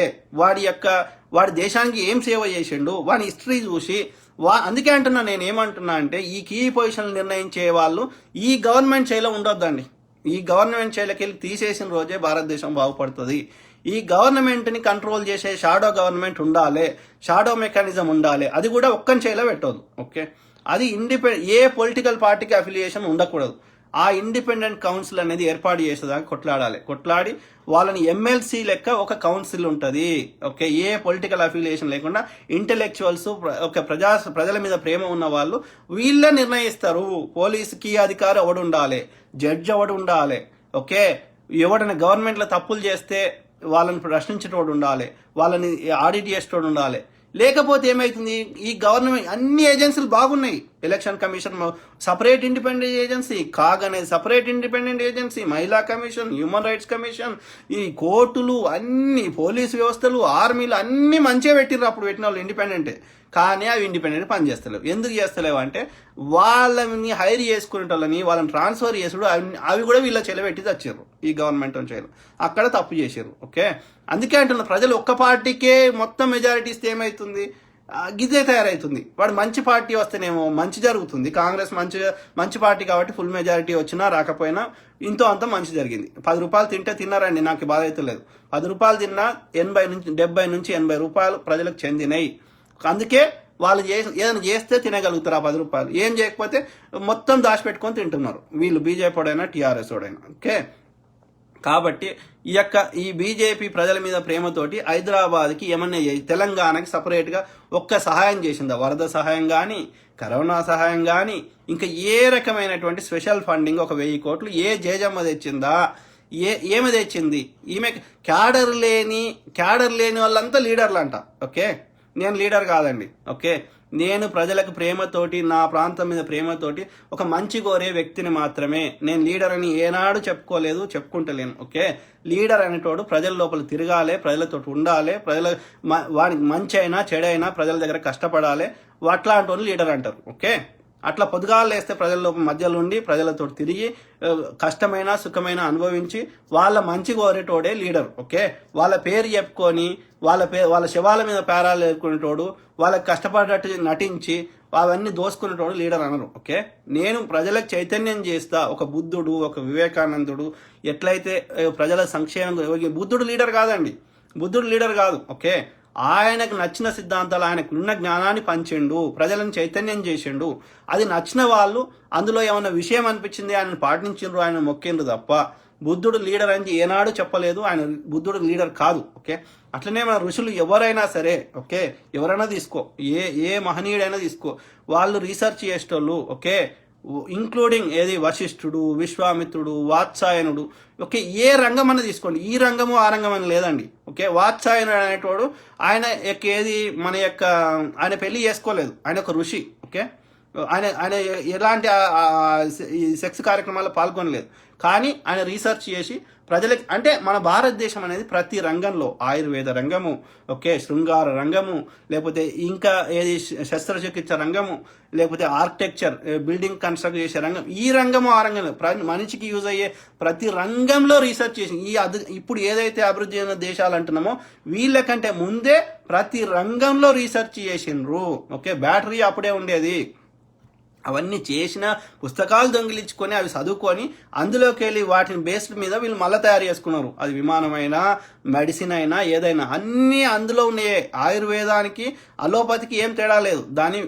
అదే మెడిసిన్ని ఇంకా షార్ట్ ఫామ్, ఇంకా అప్పుడు పెద్దగా ఉంటుండే, అది వాడే విధానం మోర్ నాటుకుంటుండే. ఓకే, దాన్ని ఇంకా పాలిష్ చేసారు. ఓకే, ఇప్పుడు రాగి కుండలలో పెట్టి ఆ యొక్క ఒక బ్యాటరీ ఇంకో బ్యాటరీ అది కలిపితే అది బ్యాటరీ అయ్యేది. ఓకే, అదే దాన్ని ఇంకా షార్ట్ కండెన్స్ చేసిండ్రు ఇప్పుడు ఈ యొక్క అత్యాధునికంలో. ఓకే, సో కానీ ఆ కాన్సెప్ట్ మాత్రం అప్పటియే. కాబట్టి ప్రతి రంగంలో రీసెర్చ్ చేసినటువంటి ఋషులు ఆ విధంగా చేసినారు. వాళ్ళు ఆ జ్ఞానాన్ని రాజులకు ఇచ్చేవారు, ఆ రాజు ఏం చేసేటోడు ఆ జ్ఞానాన్ని ప్రజలకు పంచేవాడు. ఇది సిస్టమ్. కానీ ఏ ఋషి బ్రహ్మచర్యంగా ఉండేవారు. ఎందుకు ఉండేవారు? ఎందుకంటే కొంతమంది భార్యతో కూడా ఉండేవారు కుటీరాలలో. ఓకే, కానీ పొద్దుగా లేసే వాళ్ళ పని ఏంది? రీసెర్చ్, సైంటిస్టులు. ఓకే, అత్యాధునిక కాలంలో సైంటిస్టులు అనాలి ఈ యొక్క ఋషులందరినీ. కొంతమంది రీసెర్చ్ ఏమో డైరెక్ట్గా చేసేవారు, కొంతమంది రీసెర్చ్ ఏమో మెడిటేషన్ ద్వారా చేసేవారు. లేకపోతే ఆ రోజులలో ఏ టెక్నాలజీ లేని రోజులలో భూమికి సూర్యుని మధ్యలో ఎంత డిస్టెన్స్ అనేది ఆ రోజుల్లో చెప్పినారండి. సున్నాని కనిపెట్టింది ఆర్యభట్టుడు అండి. మరి ఇవన్నీ ఎట్లా సాధ్యమండి? కాబట్టి వాళ్ళందరూ సమాజాన్ని మంచి కోరేటువంటి సైంటిస్టులు మంచి కోరేవారు, సమాజాన్ని మంచి కోరే వ్యక్తులు.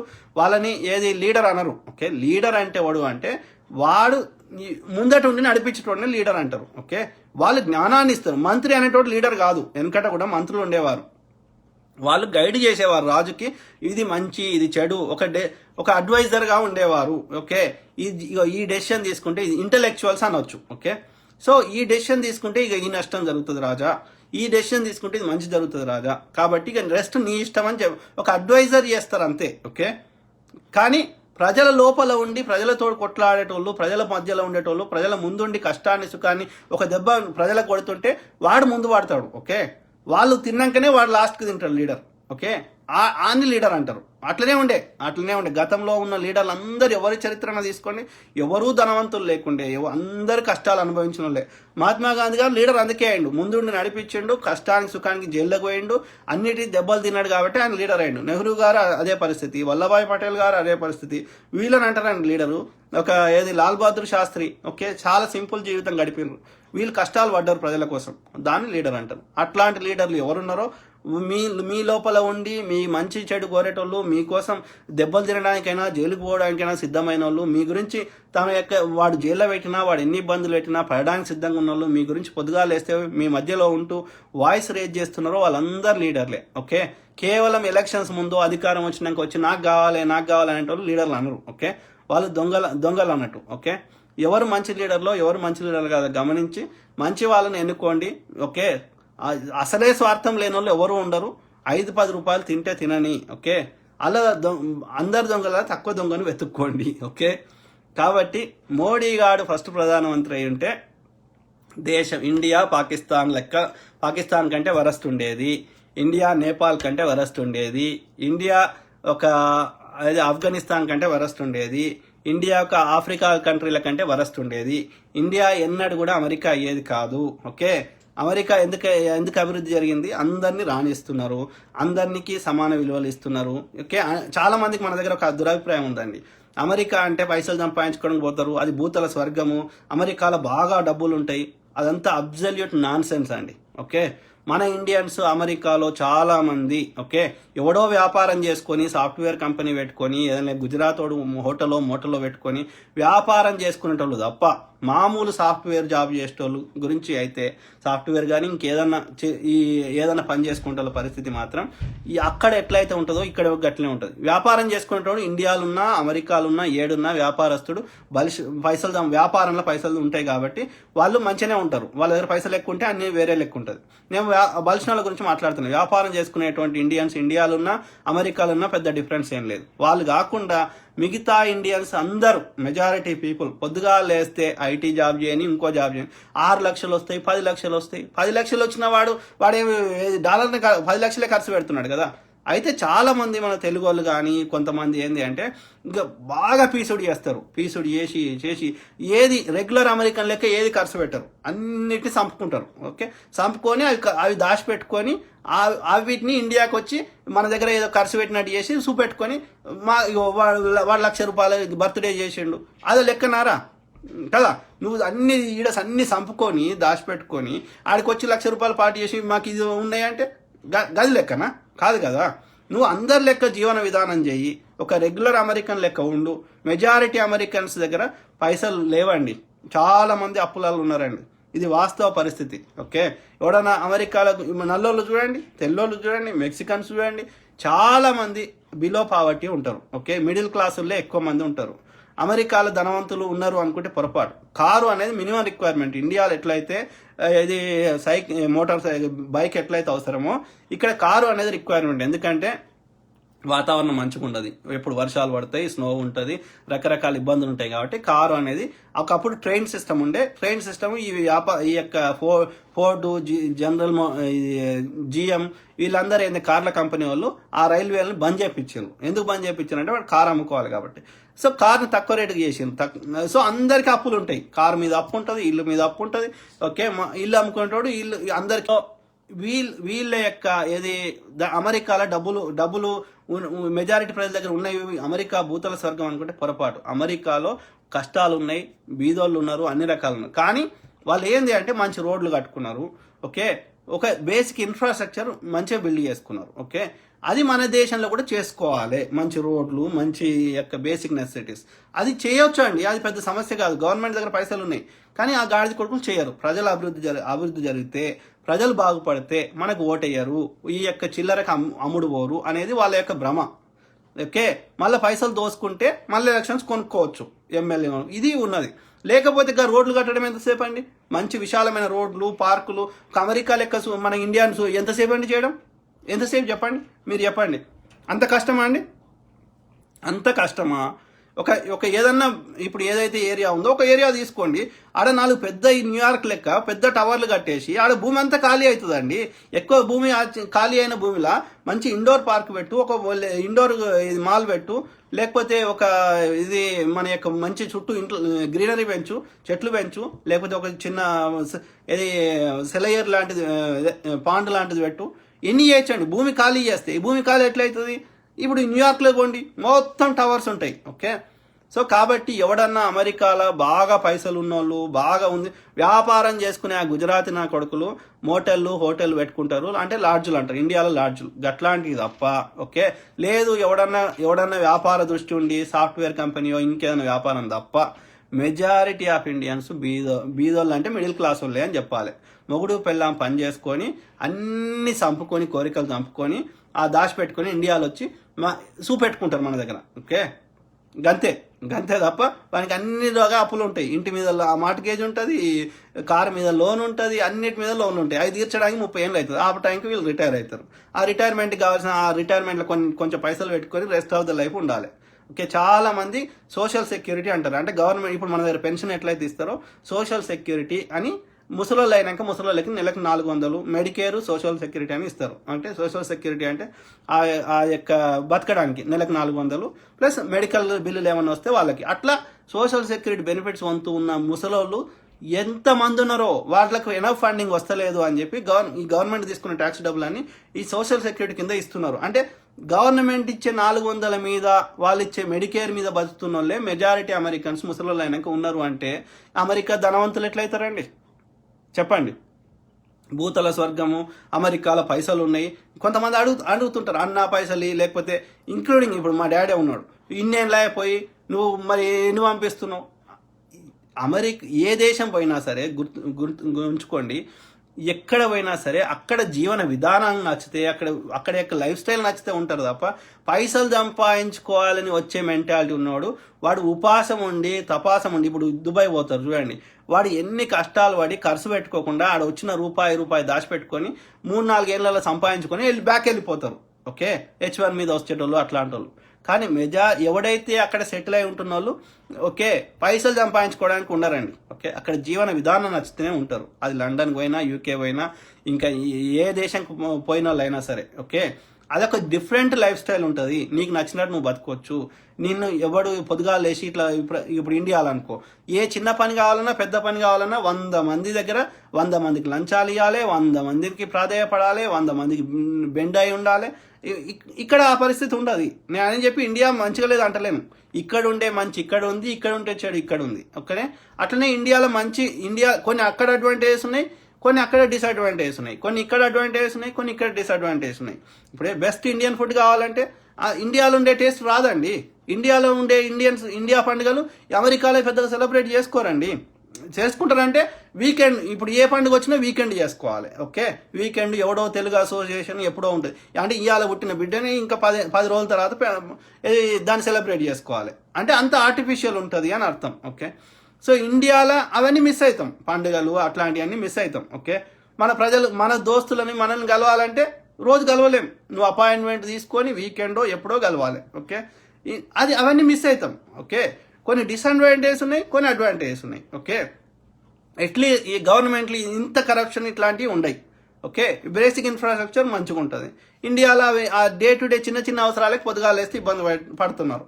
సో ఇది మారాలి. ఎవరు మార్చాలి? ఈ గవర్నమెంట్లు మార్చాలి. ఈ గవర్నమెంట్లు మనం అందుకే అడుగుతున్నాం. ఎవడు అడగాలి? ఎవరికి నష్టం జరుగుతుంది? ప్రజలకు. కాబట్టి ప్రజలారా మన ఇండియా కూడా ఓకే అంటే అదొకటే నేను చెప్పదలుచుకున్నాను. ఇక్కడ అమెరికా టాపిక్ ఎందుకు చెప్తున్నా అంటే, ఈ అభివృద్ధి చాలా మందికి ఒక రాంగ్ ఇంప్రెషన్ ఉంది. ఆడ బాగా పైసలు ఉంటాయి. ఓకే, ఆ పైసలు మనకి పంపించాలి, ఇండియాకి రావాలి, అట్లా అది భ్రమ అండి. ఉండవు. ఉద్యోగం చేసుకునే ఒకరికి జీతం ఉన్న దగ్గర ఎక్కడ జీతం ఉన్నా సరే ఓకే, ఉద్యోగం చేసుకుంటే దగ్గర ఎక్కువ పైసలు ఉన్నాయి. ఓకే, బాగా పైసలు కావాలంటే వ్యాపారం చేసుకోవాలి. అలా కూడా వ్యాపారం క్లిక్ అయిన దగ్గర పైసలు ఉంటాయి. ఓకే, అంతే, అది గుర్తుపెట్టుకోండి. అదొక రాంగ్ ఇంప్రెషన్ తీసేయండి. అమెరికా అంటే బాగా పైసలు ఉంటాయి అనేది భ్రమ. ఓకే, చాలా మంది బీదోళ్ళు ఉన్నారు. ఓకే, సో అది పరిస్థితి. సో మోడీ గారు ఫస్ట్ ప్రధానమంత్రి అయితే ఇండియా నాశనం అయ్యేది. ఓకే, ఇంకోటి ఏంది అంటే కొంతమందికి ఏంది అంటే ఈ కాంగ్రెస్లో కానీ ఎక్కడ కానీ వాళ్ళు ఏంది అంటే వాళ్ళకి ఏదైనా గుర్తింపు ఇస్తేనే పని చేస్తామంటారు. ఓకే, మాకు ఇది పీసీసీ ఇస్తే, లేకపోతే మాకు ఇంకోటి ఇస్తే ఏదో పని చేస్తామంటారు, లేకపోతే ఇంకేదో పదవి ఇస్తే, ఏదైనా టైటిల్ ఇస్తే. ఓకే, అట్లాంటి వాళ్ళకి అది ఎల్లకాలం నడవదండి. ఓకే, టైటిల్ ఇస్తే పని చేస్తా అంటే అది అట్లా ఎట్లా వర్కౌట్ అవుతుందండి? నువ్వు పని చేస్తే టైటిల్ అన్నీ వస్తాయి. నీ పనికి గుర్తింపు వెనకనో ముందో వస్తుంది. నువ్వు కష్టపడి పని చేసుకుంటా పోతే ఓకే నీ పనికి గుర్తింపు ఇస్తారండి, ఎవరో ఒకరు గుర్తిస్తారు. ఓకే, అది కరెక్ట్ వే. నీకు నచ్చిన సిద్ధాంతం, నీ ఐడియాలజీ కోసం పని చేయండి. ఏ పార్టీలో అయినా సరే, ఈవెన్ దేంట్లో అయినా సరే గుర్తింపు వస్తుంది. అట్లా ఉంటుంది. కానీ నాకు గుర్తింపు ఇచ్చినాకనే పని చేస్తా అంటే ఇట్ డజంట్ మేక్ సెన్స్. అంటే నువ్వు ఏదో ఆశించి చేస్తున్నావు, నీకు ఒక ఐడియాలజీ లేదు, నీకు ఒక సిద్ధాంతం లేదని అర్థం. ఓకే, కాబట్టి అది ఒక్కటి గమనించండి. గుర్తింపు వస్తుందండి. ఎవరైనా చూడండి, ఇప్పుడు గుర్తింపు పడిన వాళ్ళందరూ వాళ్ళ స్వతహాగా కష్టపడుతుంటే ప్రజలు గుర్తిస్తున్నారు. ఓకే, కాబట్టి గుర్తింపు ఇచ్చినాక పని చేస్తానడం అది మూర్ఖత్వం. ఓకే, అయ్యకపోతే పని చేయవా? కాదు, నీకు ఆ టైటిల్ ఇవ్వకపోతే పని చేయవా అంటే నీకు ప్రజల మీద ప్రేమ లేదా? అది ఆలోచించండి. ఓకే, నీకు నిజమైన ప్రేమ ఉంటే చెయ్యయ్యా, నువ్వు చేస్తుంటే ప్రజలే గుర్తిస్తారు, ప్రజల హృదయాలు నిన్ను పెట్టుకుంటారు. అది చాలు కదా, అంతకంటే గుర్తింపు ఏందండి? ప్రజలు ఇచ్చే గుర్తింపు కంటే నీకు టైటిల్ కంటే ఇంకేముంటుందండి? ప్రజల హృదయాల్లో నిన్ను గుర్తుంచుకుంటే అంతకంటే గుర్తింపు ఏముంటుందండి? అది ఎప్పుడు సాధ్యమండి? నువ్వు నిస్వార్థంగా ప్రజలకు నీ యొక్క ఏది చేసినప్పుడే గుర్తింపు వస్తుంది. చెయ్యండి, గుర్తిస్తారు. కాబట్టి నాకు ఓడో టైటిల్ ఇస్తేనే చేస్తా అంటే అది అది రాంగ్ థింకింగ్, కరెక్ట్ ఆలోచన విధానం కాదు. ఓకే, అదేవిధంగా కొద్దిమంది ఇదేది బీజేపీకి సంబంధించిన వాళ్ళు, ఓకే, వాళ్ళని కాంగ్రెస్ ఖాళీ చేయించాలని వాళ్ళు ధ్యేయం. కాబట్టి ఏం చెప్తారు అంటే వాడు అటు కాకుండా ఇటు కాకుండా ఉంటాడు. ఓకే, అటు బీజేపీ అని చెప్పుకోడు వాడు. ఓకే, అని బీజేపీకే సపోర్ట్ చేస్తారు కానీ బీజేపీ అని చెప్పుకోడు. ఓకే, చెప్పుకోకుండా వాళ్ళు అప్పుడప్పుడు కాంగ్రెస్కి ఫేవర్గా మాట్లాడతారు. మాట్లాడి ఈ కాంగ్రెస్ వీడు మంచోడు అనే అభిప్రాయం తీసుకొని వచ్చి కాంగ్రెస్ని ఖాళీ చేసే ప్రయత్నం, వీళ్ళు కోవట్ లాంటి మెంటాలిటీ ఉన్న వాళ్ళు ఉంటారు. ఓకే, వాడు ఇప్పుడు మల్లన్న ఉన్నాడు, వాడు బీజేపీని ఏనాడు విమర్శించాడు. ఓకే, కేసీఆర్ను పొద్దుగాలేస్తే విమర్శిస్తాడు. అప్పుడప్పుడు కాంగ్రెస్ను కూడా మంచిగానని మాట్లాడతాడు. ఎందుకు మాట్లాడతాడు? అట్లా కాంగ్రెస్ వాళ్ళ దగ్గర గుడ్ ఫెయిత్ మంచి తీసుకొని వస్తే మెల్లగా కాంగ్రెస్ని ఖాళీ చేయించవచ్చు. కాంగ్రెస్ మీద ప్రేమ చూపెట్టినట్టు చేస్తే ఇప్పుడు ఆడ ఓయూ స్టూడెంట్ మహిపాల్ యాదవ్ అంట. ఓకే, ఆడి ఎప్పుడైనా బీజేపీ విమర్శించాక చూసిన రాండి మీరు? కేసీఆర్ను పొద్దుగాలేస్తే గట్టిగా నోరు పెట్టుకొని ఓర్తాడు ఆ మహిపాల్ యాదవ్ అనేటోడు. కానీ ఏనాడన్నా వాడు బీజేపీని విమర్శించంగా మీరు చూసినరా? ఓకే, సో వీడేం అప్పుడప్పుడు కాంగ్రెస్ని కూడా మెచ్చుకుంటాడు. వీడు ఎందుకు మెచ్చుకుంటాడు? కాంగ్రెస్ వాళ్ళ దగ్గర గుడ్ ఫేత్ తీసుకొని ఆవిడ మంచోడు అని అభిప్రాయం తీసుకొని మెల్లగా కాంగ్రెస్ని ఖాళీ చేయాలి. ఇది వీళ్ళ కుట్ర. ఇట్లాంటి అటుగాని ఇటుగాని వాళ్ళు ఉన్నారు. వీళ్ళతోటి జాగ్రత్తగా ఉండాలి. వీళ్ళ పొద్దుగాలేసే ధ్యేయమైంది కేసీఆర్నే తిడతారు. ఓకే, బీజేపీని కేవలం కేసీఆర్ని పొద్దుగాలేస్తే విమర్శించి బీజేపీని అసలే విమర్శిస్తలేరు అంటే వాడు బీజేపీ వాడు అని అర్థం. ఓకే, గుర్తుపెట్టుకోండి, బీజేపీని అస్సలే విమర్శించారు. చూడండి, నువ్వు ఎక్కడ పోయినా పెద్దగా విమర్శలు ఉండయి. V6 వాడు బీజేపీని విమర్శించక చూసినరా? ఈ మధ్యకాలంలో మల్లన్న విమర్శించక చూసినరా అండి? ఈ మహిపాల్ యాదవ్ అనేటోడు విమర్శించక చూసినరా? వీళ్ళందరూ బీజేపీ వాళ్ళు. ఓకే, వాడు కేవలం కేసీఆర్ గారినే విమర్శిస్తారు. రెండు పార్టీలు విమర్శించినోడు కాంగ్రెస్ వాడు. ఓకే, ఈ దొంగ ఈ బీజేపీ కోవట్టులని బీజేపీ ముసుగేసుకోరు వీళ్ళు. బీజేపీ డైరెక్ట్ ముసుగేసుకుంటే వీళ్ళది కోవడు పోడు. కాబట్టి వీళ్ళు బీజేపీకి ఆనట్టు ఉంటారు. ఓకే, కేవలం కేసీఆర్ని విమర్శిస్తారు, బీజేపీని విమర్శించారు. ఓకే, వీళ్ళు ఇండిపెండెంట్ అంటారు కానీ మొత్తం పని చేసేది ఇండైరెక్ట్గా బీజేపీకే. కాబట్టి ఈ బీజేపీ దొంగ నాయకులతో జాగ్రత్తగా ఉండాలి. అట్లీస్ట్ కేసీఆర్ గాడు వాడు ఏది చేసినా, మంచి చేసినా చెడు చేసినా ఓపెన్గా చేస్తాడు. ఓకే, ఎక్కువ శాతం 1-2 విషయాల్లో వాడు ఎలక్షన్ కమిషన్ తోటి అది కక్కుర్తి పడి అది తప్పు చేసిండు. కానీ కాంగ్రెస్లో కొనుక్కోవడము, ఎలక్షన్ కమిషన్ వానికి డబ్బులు ఇచ్చి అది ఎలక్షన్ దొంగ చేయడము, అది లంగ పనులు చేసిండు వాడు దుర్మార్గుడు. కానీ అట్లీస్ట్ మెజారిటీ శాతం వాడు ఓపెన్గా చేస్తాడు. బీజేపీ చెత్త నా కొడుకులు ఏంటంటే డైరెక్ట్గా ఏది చేయరండి ఎప్పుడు కానీ, చరిత్రలో ఎప్పుడు కానీ. మహాత్మా గాంధీ చంపుతారు, మేము చంపలేదు అంటారు. ఓకే, ఎప్పుడు కానీ ఓపెన్ కొట్లాడరు, ముసుగు. ఓకే, చూపెట్టేది ఒకటి ఉంటుంది, లోపల చేసేది ఒకటి ఉంటుంది. కాబట్టి అందుకే అంటున్నా. ఓకే, ఇప్పుడు కొట్లాడితే ఫేర్ కొట్లాడరా? నువ్వు శత్రువు అని నాకు ముందే తెలిసిందనుకో, నా జాగ్రత్తలు నేను ఉంటా కదా. నమ్మించి మోసం చేస్తే, నమ్మించి గొంతు వస్తా అంటే కలవదు కదా. కాబట్టి అందుకే అంటున్నా, అత్యంత ప్రమాదకరమైన పార్టీ. ఒక్క పైసా రాల్చకుండా మన యొక్క ఎమోషన్ సెంటిమెంట్ రెచ్చగొట్టి, మన యొక్క విద్వేషాలు రెచ్చగొట్టి, మనని బీదవాళ్ళని చేసి, మన ఎమోషన్స్తో ఆడుకొని అన్ని రకాలుగా ప్రజల్ని అప్రెస్ చేసి కొత్తది ఏది కట్టకుండా అంతకుముందు కట్టిన బి గ్రేడ్ హాస్పిటల్స్ని, సెకండ్ గ్రేడ్ హాస్పిటల్స్ని ఎయిమ్స్ అని అక్రిడేషన్ ఎట్లా ఇస్తావురా? అంతకంటే మంచి ఇప్పుడు అప్పుడెప్పుడో స్వతంత్రం వచ్చినప్పుడు కొత్తలో కానీ 60-70లో కట్టినటువంటి సంస్థలు అప్పటికే ఇప్పటికి ఇంకా మంచిగా ఉన్నాయి, చెక్కు చెదరకుండా ఉంటే ఇప్పుడు కట్టే సంస్థలు ఎట్లుండాలండి? అంతకంటే బ్రహ్మాండంగా ఉండాలి కదా. బేగంపేట విమానాశ్రయం కంటే రాజీవ్ గాంధీ ఇంటర్నేషనల్ ఎయిర్పోర్ట్ మంచిగా కట్టుకున్నాం కదా, ఇంకా బెస్ట్ ఫెసిలిటీస్ తోటి, అంతకంటే మంచిగా ఉంది కదా. ఏదైనా ఇప్పుడు డే టు డే మన డెవలప్మెంట్ అంటే ఏంది, అప్పటికంటే మంచిగా కట్టుకోవాలి కదా. కానీ సెకండ్ గ్రేడ్ హాస్పిటల్స్ని వాటిని నువ్వు ఎయిమ్స్ అనే అక్రిడేషన్ ఎట్లా ఇస్తావు చెప్పండి? అంటే కొత్తవి కట్టవా నువ్వు? ఇక మోడీ నువ్వు కొత్తవి కట్టవా? కొత్తవి కడితే పైసలు అవుతాయి, పైసలు కావద్దు. ఓకే, కావద్దు కానీ నేను చేసినట్టుగా చెప్పుకోవాలి. మరి ఏడికి పోతున్నాయి పైసలు అని? ఇది పరిస్థితి. ఇది ఇది ఉన్నది. కాబట్టి బీజేపీ ఈ ఏ రకంగా చూసినా బీజేపీ బి టీం కానీ, గొంతు కోసే రకం కానీ, ఎమోషన్ సెంటిమెంట్ రెచ్చగొట్టే రకం కానీ, ఏ రకంగా చూసినా దేశానికి నష్టం నష్టం. ఓకే, మతము గివి తప్ప, వాడు పెండ ఆవు గివి తప్ప. పొద్దుగాలేస్తే దళితులవి ఏమన్నారా నిన్ను? వాళ్ళు ఏమంటుర్రా? వాళ్ళ బతుకు వాళ్ళు బతుకుతున్నారు, బతుకని. వాళ్ళు అసలు దళితులు అనాల్సిన అవసరం ఏముందండి? వాళ్ళు అందరం ఒకటే అండి, మనుషులందరం ఒకటే, అందరం ఈక్వల్. ఏ ఏ అందరు గట్లనే తల్లి కడుపులోకి వెళ్ళి పుడతారు, గట్లనే చేస్తారు. ఎందుకు మనకు మధ్యలో ఈ యొక్క తలకాయ నొప్పులు? ఐఎమ్ నాట్ టాకింగ్ ఈవెన్ దళితులు వాళ్ళది వాళ్ళైనా ఎందుకు మీరు దళితులు అనుకోవాలి? అంటే మీరు దళితులుగానే ఉండాలని ఉందా? కాదు, అందరి లెక్క మామూలుగా ఉండాలని లేదా? నాకు అర్థం కాదు. ఎందుకు ఈ బ్రాండ్? ఎప్పుడో ఎవడో గాడి కొడుకు ఏదో చేసినందుకు అది గతం అండి. ఏం చేద్దాం? ఇప్పుడు ఎవడో మా ముత్తాత ఎవడో తప్పు చేసిండు అనుకుందాం, ఎవడో డిస్క్రిమినేషన్. ఇవాళ నేనేం చేయాలరా? నేనేం చేస్తలేను కదా అట్లా. నాకు అట్లాంటి భావన లేదు కదా. నేనేమైనా చేస్తే నన్ను అడగండి. మా ముత్తాత చేసిన తప్పుకు నా మీద శత్రుత్వం చేస్తే ఎట్లా? చెప్పండి దళిత మిత్రులారా, నేను అడుగుతున్నా. మా ముత్తాతనో వాని ముత్తాతనో ఎవరికో బుద్ధి లేదు. అప్పుడున్న సమాజంలో ఉండే పరిస్థితులు కావచ్చు, అప్పుడుండే రాజరిక వ్యవస్థలు కావచ్చు, అప్పుడుండే నియమ నిబంధనలు కావచ్చు, కారణం ఏదైనా కావచ్చు. ఓకే, వాడెవడో తప్పు చేసిండు, వాడెవడో డిస్క్రిమినేట్ చేసిండు. నేనేం చేయాలి? వాళ్ళ తప్పు కూడా నేను సారీ చెప్తా. కానీ నేనేం చేస్తా? నేనైతే డిస్క్రిమినేట్ చేస్తలేను కదా. నేను డిస్క్రిమినేట్ చేస్తే, నేను అంటరానిగా చూస్తే, నేను ఏదైనా ఇంకా గుళ్ళకి రానియకపోతే నన్ను తిట్టు. ఓకే, నా మీద కేసులు పెట్టు. ఓకే, నన్ను ఇబ్బంది పెట్టు, ఒప్పుకుంటా. మా ముత్తాతోడు తప్పు చేస్తే నన్ను అంటే ఏమొస్తుంది? నేనేం చేయాలి? వాడు చచ్చిపోయా. ఓకే, వాడు ఉంటే బతుకుంటున్నాను అడుగుతుంటే ఎందుకు చేసినావు తాత అని. కాబట్టి దయచేసి నేనేం కోరుతున్నా అంటే, ఎవరో ఎప్పుడో ఎవడో పిచ్చి బ్రాహ్మణ్ చేస్తే గది లెక్క పెట్టకండి. ఇప్పుడు ఎవడన్నా చేస్తే yes, let us expose them. వాళ్ళని అడుగుదాం, కొట్లాడుదాం, రాజ్యాంగ చట్టాల ప్రకారం వాళ్ళు శిక్షిద్దాం. 1947 తర్వాత నుంచి ఎవడన్నా 47 కంటే ముందు ఏమైందో తీయకండి. ఆ చరిత్రను చెప్పుకుందాం. కానీ అలా వాడు ఓడో చేసిన తప్పుకు ఇప్పుడు ప్రజల్ని ద్వేషం పెట్టకండి. అది రెడ్డి వాడైనా, వెల్మోడైనా, ఇంకోడైనా సరే. అందరు రెడ్డిలంతా చెడ్డోళ్ళు ఉండరు, అందరు వెల్మోళ్ళు ఉండరు, అందరు బ్రాహ్మణులు ఉండరు, మంచోళ్ళు ఉంటారు, చెడ్డోళ్ళు ఉంటారు. ఓకే, ఇప్పుడు ఎవడని చేస్తే, ఇప్పుడు ఒక రెడ్డి ఓడో, ఇప్పుడు ఒక వెల్మోడో, ఇప్పుడు ఒక బ్రాహ్మణోడో, ఇప్పుడు ఒక బీసీ ఓడో ఎవడన్నా దళితులు అని చిన్నగా చేస్తే డెఫినెట్లీ ఆ ఆధారాలు తీసుకోండి, చట్టాల ప్రకారం శిక్షించండి. ఎవ్వడొద్దంటలేడు. ఓకే కదా, అంతే, మనం అందరం ఒక్కటే. ఓకే, సో కాబట్టి ఈ బీజేపీ ఎవడు చేస్తుండండి మీరు చూడండి.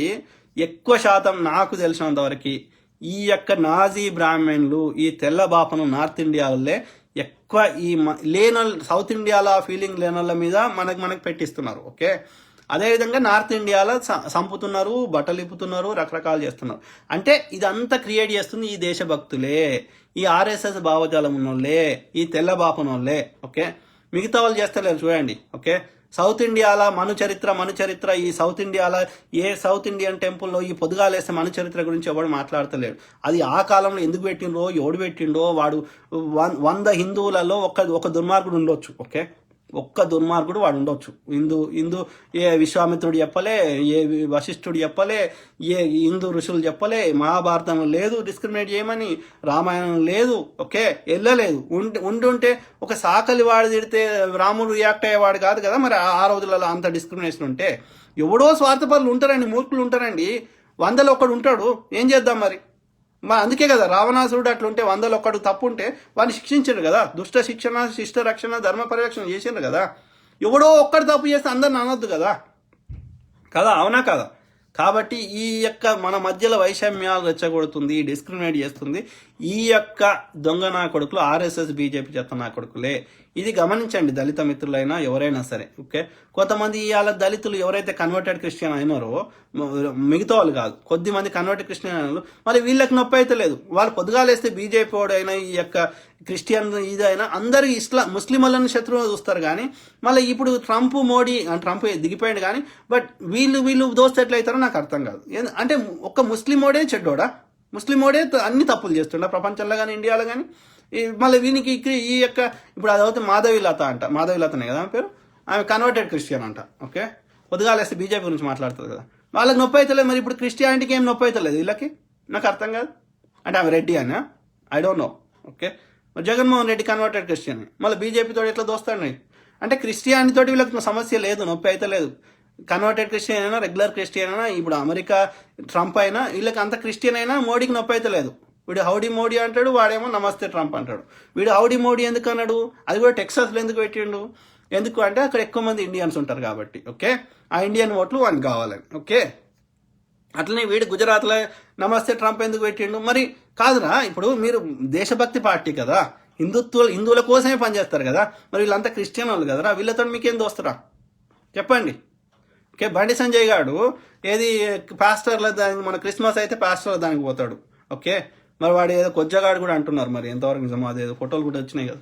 సో ఇది మరి బీజేపీ వాళ్ళకి అంటే వీళ్ళకి ముస్లింలతోటి సమస్య ఉంది, కానీ ముస్లిం తిట్టిన వాళ్ళు కూడా మనం ఎంఐఎంతో దోస్తు చేస్తున్నారు. ఓకే, మరి అంటే వీళ్ళకి ఒక ఎథిక్స్ లేవు, మోరల్స్ లేవు, హిందువుల గురించి కొట్లాడరు, అవి చెప్తారు అంతే.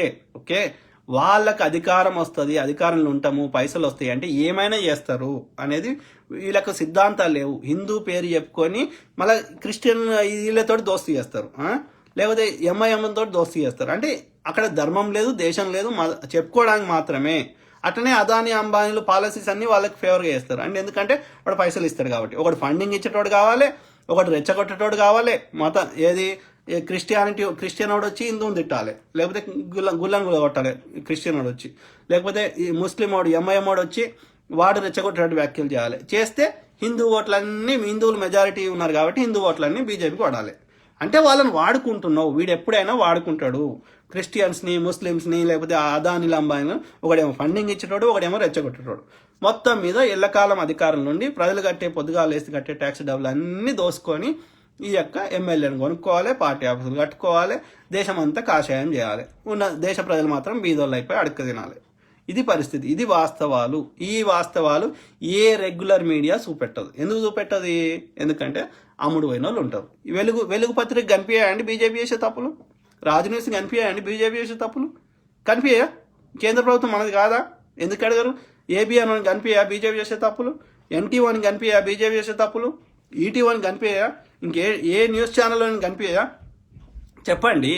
బీజేపీ పొద్దుగా లేస్తే వీళ్ళందరూ రేవంత్ రెడ్డి గారు పెయింటరు, రేవంత్ రెడ్డి గారు ఇది చేసినారు అది చేసినారు అని చూపెడతారు, కాంగ్రెస్ లీడర్ల మీద తప్పు చెప్తారు, లేకపోతే ఎలక్షన్ టైంలో కాంగ్రెస్ని చూపెట్టారు. కానీ బీజేపీ చేసే తప్పులు కానీ, బీజేపీ చేయని తప్పులు కానీ, ఇప్పుడు పుల్వామా అటాక్ అయితే వాడు అర్నబ్ గోస్వామి యొక్క చాటింగ్ వాటికి సంబంధించిన విషయాలు కానీ, పుల్వామా అటాక్ ఇప్పటి వరకు ఎందుకు దాని మీద ఇన్వెస్టిగేషన్ జరగదు?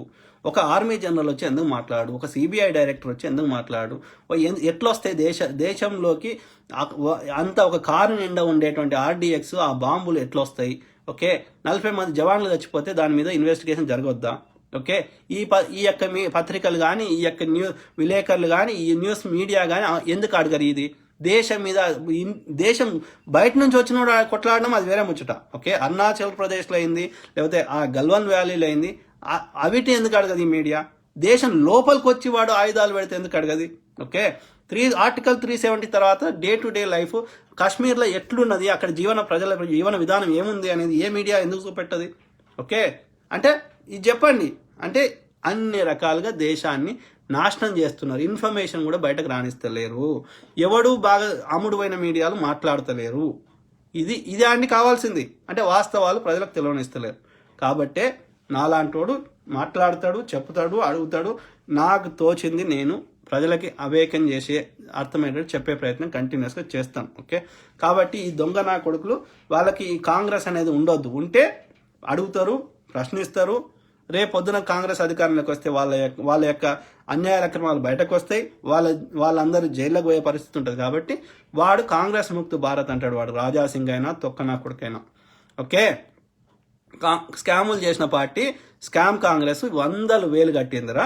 మీరు స్కాములు చేయని పార్టీలు ఏం కట్టినరో తీసుకురండి. ఓకే, ఒక్కసారి రాహుల్ గాంధీ గారు ప్రెస్ కాన్ఫరెన్స్ పెట్టి 100 మంది విలేకరులు అడిగితే ప్రతి ప్రశ్నకు ఆన్సర్ చెప్తాడు.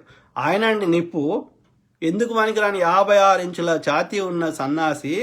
ఓకే, నెమళ్ళతోటి చిలుకలతోటి ఆడుకునే సన్నాసి వాడు ఎట్లయితారా? వాడు పప్పురా. వాడు కాలాదందేస్తా అని కాలాదం లేకుండా ఉండే గాడిద కొడుకు పప్పు. ఓకే, ప్రతి ఒక్కని అకౌంట్లో 15 లక్షలు వేస్తా అని అది జుమ్లా అని చెప్పిన గాడిద కొడుకు పప్పు.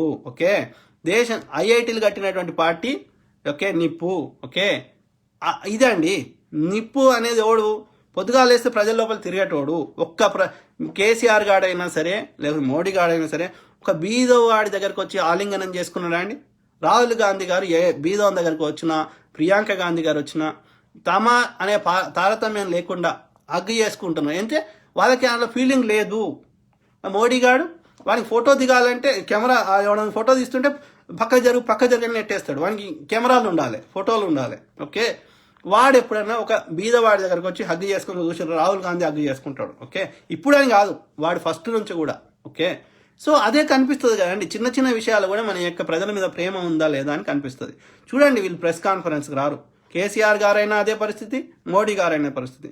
కామన్ మ్యాన్ని కలవరు. కామన్ మ్యాన్ రాజశేఖర రెడ్డి గారు ఏనాడు లేరండి.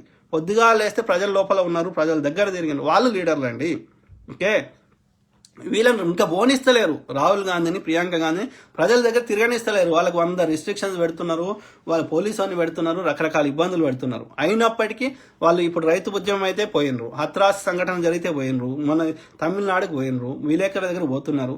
ప్రజల్ని కలుస్తారండి డైరెక్ట్గా. బీదవాడు, చిన్నవాడు, పైవాడు అని స్థాయి తారతమ్యం లేకుండా వాళ్ళని లీడర్లు. వీడెప్పుడు కలవడు చూడండి, ప్రెస్ కాన్ఫరెన్స్కి రాడు, గట్టిగా బాగా ఉద్వేగాలు రెచ్చగొట్టే విధంగా మాట్లాడు తప్ప డే టు డే లైఫ్లో కామన్ మ్యాన్ దగ్గరికి వీళ్ళు రారు, ఈ గాడిద కొడుకులు. ఓకే, కాబట్టి వీళ్ళు లీడర్లు కాదు. వీళ్ళు ఆ యొక్క మాట్లాడే గట్టిగా మాట్లాడే ఒర్రే వాక్చాతుర్యంతో దాన్ని తమకు అనుకూలంగా ఓట్ల బ్యాంకు మలుచుకోవడానికి కుట్రలు కుతంత్రాలు చేసే కుటిల రాజకీయ నాయకులు మాత్రమే. కాబట్టి ఈ దొంగ నా కొడుకులని వాళ్ళు లీడర్లు కాదు. ఓకే, ఒక కుటిల రాజకీయ నాయకులు. ఓకే, వాడు కేసీఆర్ గాడైనా సరే, కేసీఆర్ గారిని కూడా సిద్ధాంతం లేదండి. తెలంగాణ ఉద్యమంలో తెలంగాణ వద్దన్న చంద్రబాబు నాయుడు తోటి పొత్తు పెట్టుకుంటాడు. అదేవిధంగా తెలంగాణ ఉద్యమంలో రాజశేఖర రెడ్డి అప్పుడు రాజశేఖర రెడ్డి గారు తెలంగాణ వద్దన్నంతో పొత్తు పెట్టుకుంటాడు. నువ్వు తెలంగాణ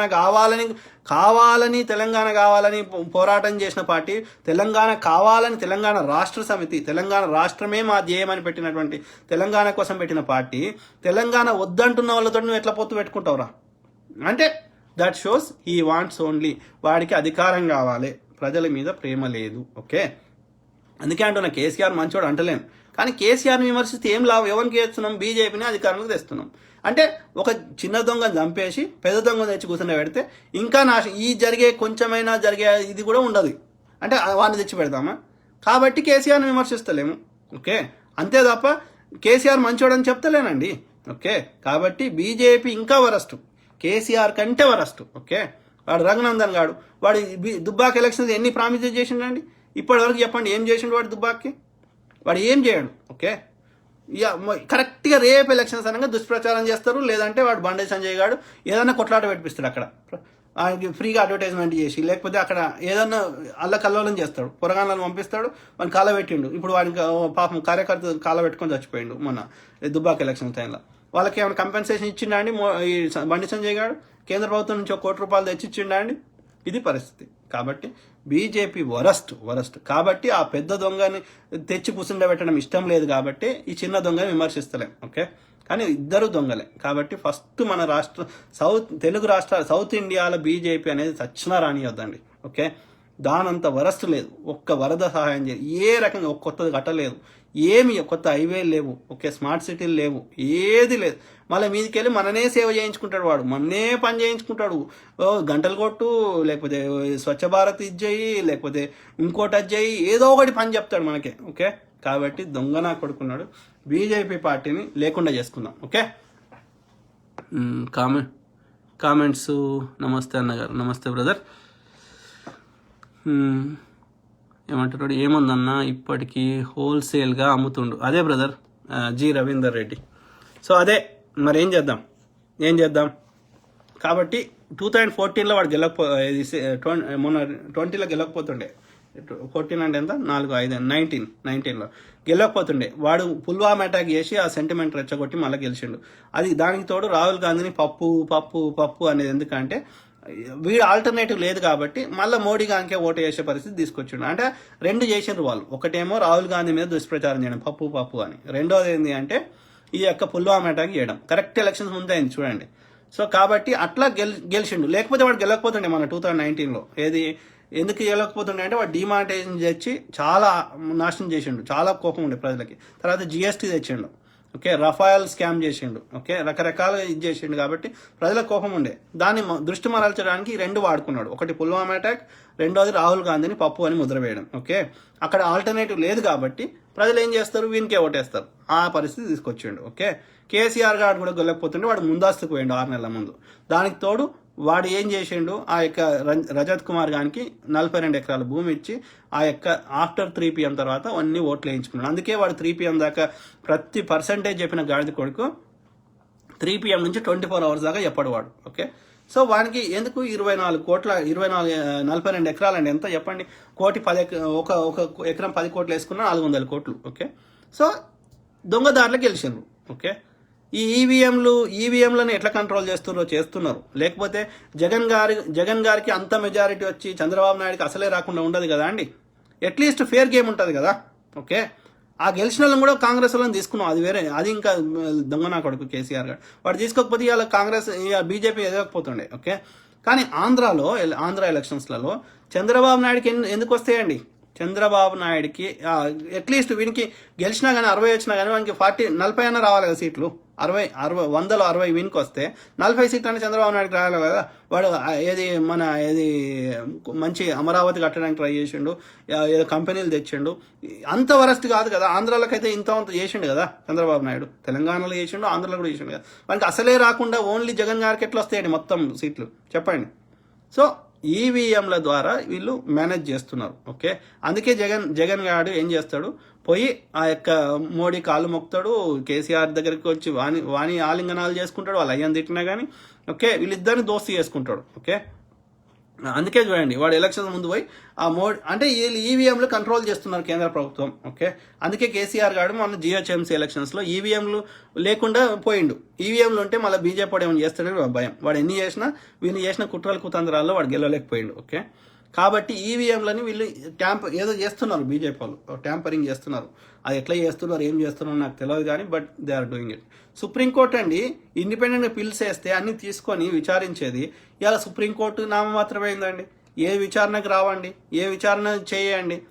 సుప్రీంకోర్టు అంటే ప్రజాస్వామ్యం. అందుకే అంటున్నా ఈ ప్రొటెక్షన్ మెకానిజమ్స్ అన్నీ పనిచేయకుండా చేసిండ్రు. ఓకే, కాబట్టి ప్రజలు చైతన్యమై ఇప్పుడు ఎట్లయితే రైతు ఉద్యమం చేస్తే వాడు ఇంత కొట్లాడితే 18 నెలల వరకు వాయిదా వేస్తాడంట. ఓకే, వాయిదా వేస్తా అని చెప్పి మళ్ళీ తీసుకొస్తాడు ఎంతసేపు. అవి రద్దు చేయాల్సింది అందే, రద్దు చేసి ఆ చట్టాన్ని మాఫీ చేసి అది మనకి తీసుకురావాలి. ఓకే, అది అఫీషియల్గా తీసుకురావాలి పేపర్ మీద. ఓకే, సో అంటే ఇక్కడ గమనిస్తే ఏంది, ప్రజలు కొట్లాడితే వానికి విధి లేని పరిస్థితి. కాబట్టి సమాజంలో మార్పు రావాలంటే వాళ్ళ లోపల వాళ్ళు చేసే అన్యాయాల అక్రమాలు ఆగాలంటే, ఎందుకంటే ఇది ప్రజలకు నష్టం జరుగుతుంది, ప్రజల సొమ్ము కాబట్టి ప్రజలకు అర్థమయ్యేటోడు చెప్పేటోడు కావాలి. ప్రజలను చైతన్యం చేస్తే, ప్రజలందరూ ఏకమై కొట్లాడితే ఏ గవర్నమెంట్ అయినా ప్రజల కోసం ఏర్పరిచింది, ప్రజల కోసం ప్రజల చేత ఏర్పడినటువంటి ప్రజాస్వామ్య వ్యవస్థలు ప్రజల కోసం పనిచేయకుండా కొద్ది మంది స్వార్థపరుల కోసం పనిచేస్తున్నప్పుడు వాటిని చక్కదిద్దాల్సిన అవసరం కూడా ప్రజలకే ఉంది. కాబట్టి ప్రజల్ని చైతన్యం అయ్యి ప్రజలు వాస్తవాలు గ్రహించి ప్రజలు కొట్లాడండి. కొట్లాడితే ఎవడైనా వింటాడు. లేకపోతే మానవహారాలు చేయకపోతే, ఆ యొక్క 1 మిలియన్ మార్కులు చేయకపోతే, విద్యార్థులు అంత సాక్రిఫైస్ చేయకపోతే, కొట్లాడకపోతే తెలంగాణ రాకపోతుండే కదా. ఇవన్నీ చేసినప్పుడు ప్రభుత్వం గుర్తించింది, ఈ డిమాండ్ని గుర్తించింది. కాబట్టి అప్పుడున్న కాంగ్రెస్ ప్రభుత్వం దానికి తగ్గట్టుగా చట్టాలు తీసుకొచ్చింది. అదేవిధంగా ఇప్పుడు మోడీ గారు రైతులు ఇంత కొట్లాడుతున్నారు కాబట్టి వాటిని అట్లీస్ట్ వాడు మూర్ఖుడు కాబట్టి, ఎప్పుడో చేయాల్సింది వాడు మూర్ఖుడు కాబట్టి అట్లీస్ట్ వాడు 18 నెలలను వాయిదా వేస్తా అన్నాడు. ఇంకా కొట్లాడితే మొత్తానికి రద్దు చేస్తాడు వాడు. ఓకే, కాబట్టి ప్రజలు చైతన్యవంతులై కొట్లాడినప్పుడు మార్పు జరుగుతుంది. ఇది చరిత్ర. లేకపోతే బ్రిటిష్ వాడు ఇంకా 100 ఏళ్ళు పరిపాలించేటోడండి, వాడు సచ్చినవ్వకపోతుండే. ప్రజలని చైతన్యపరిచి అప్పుడు కాంగ్రెస్లో ఉన్న లీడర్లు పొద్దుగా లేస్తే దేశమంతా తిరిగి చైతన్యపరిచి ప్రజలందరినీ ఏకం చేసి కొట్లాడితేనే వాడిపోయిండు. ఓకే, కాబట్టి ప్రజల లోపల చైతన్యం వస్తే మార్పు జరుగుతుంది. ఓకే, కాబట్టి ప్రజలు కొట్లాడండి. తప్పును తప్పనండి, మంచిని మంచనండి. మీకోసం హానెస్ట్గా చేసే వాళ్ళ సపోర్ట్ చేయండి. ఇట్లా ఒకటి చెప్పి ఇంకోటి చేసే మోసగాళ్ళని ఓకే కర్ర కాల్చి వాత పెట్టండి, ఓట్లు వేయకండి. అదేవిధంగా నిరసనలు తెలపండి, ధర్నాలు తెలపండి. అవసరమైతే నిరసన ట్యాక్స్ కట్టరండి, ట్యాక్స్ కట్టకండి. పెడితే జైల్లో పెట్టు, ఒక్కరిని పెడతాడు, 100 మంది పెట్టాడు. ట్యాక్స్ కట్టరు గవర్నమెంట్. నువ్వు చెప్పిన హామీలు నెరవేర్చేదాకా, ఓకే, కొబ్బరి నీళ్ళు పోసేదాకా హుస్సేన్ సాగర్లో, ఓకే, నువ్వు వరద సహాయం చేసేదాకా కేంద్ర ప్రభుత్వం, స్మార్ట్ సిటీలు అయ్యేదాకా నువ్వు చేసిన ప్రామిసెస్ నెరవేర్చేదాకా మేము ట్యాక్సులు కట్టాం. నువ్వు అవి నెరవేర్చి ట్యాక్సులు కడతాం. పోలీసులకు జీతం ఇస్తుంది మనం. ఓకే, పోలీసోడు ప్రజలకు సేవకుడిగా ఉండాలి. కేటీఆర్కి కాదు, కేసీఆర్కి కాదు, కిషన్ రెడ్డి గానికి కాదు, అమిత్ షాకి కాదు, మోడీకి కానీ కాదు. కాబట్టి ప్రజలు చైతన్యమై కొట్లాడండి. మీరు కడుతున్నారు వాళ్ళకి. Let's continue this. ఓకే, మీరు చాలా లేట్ అయిపోయింది, అయినా చాలామంది చూస్తున్నారు. అన్న మీరు ఎప్పుడు చెప్పినా కరెక్ట్గా ఉంటుంది మీ అనాలిసిస్.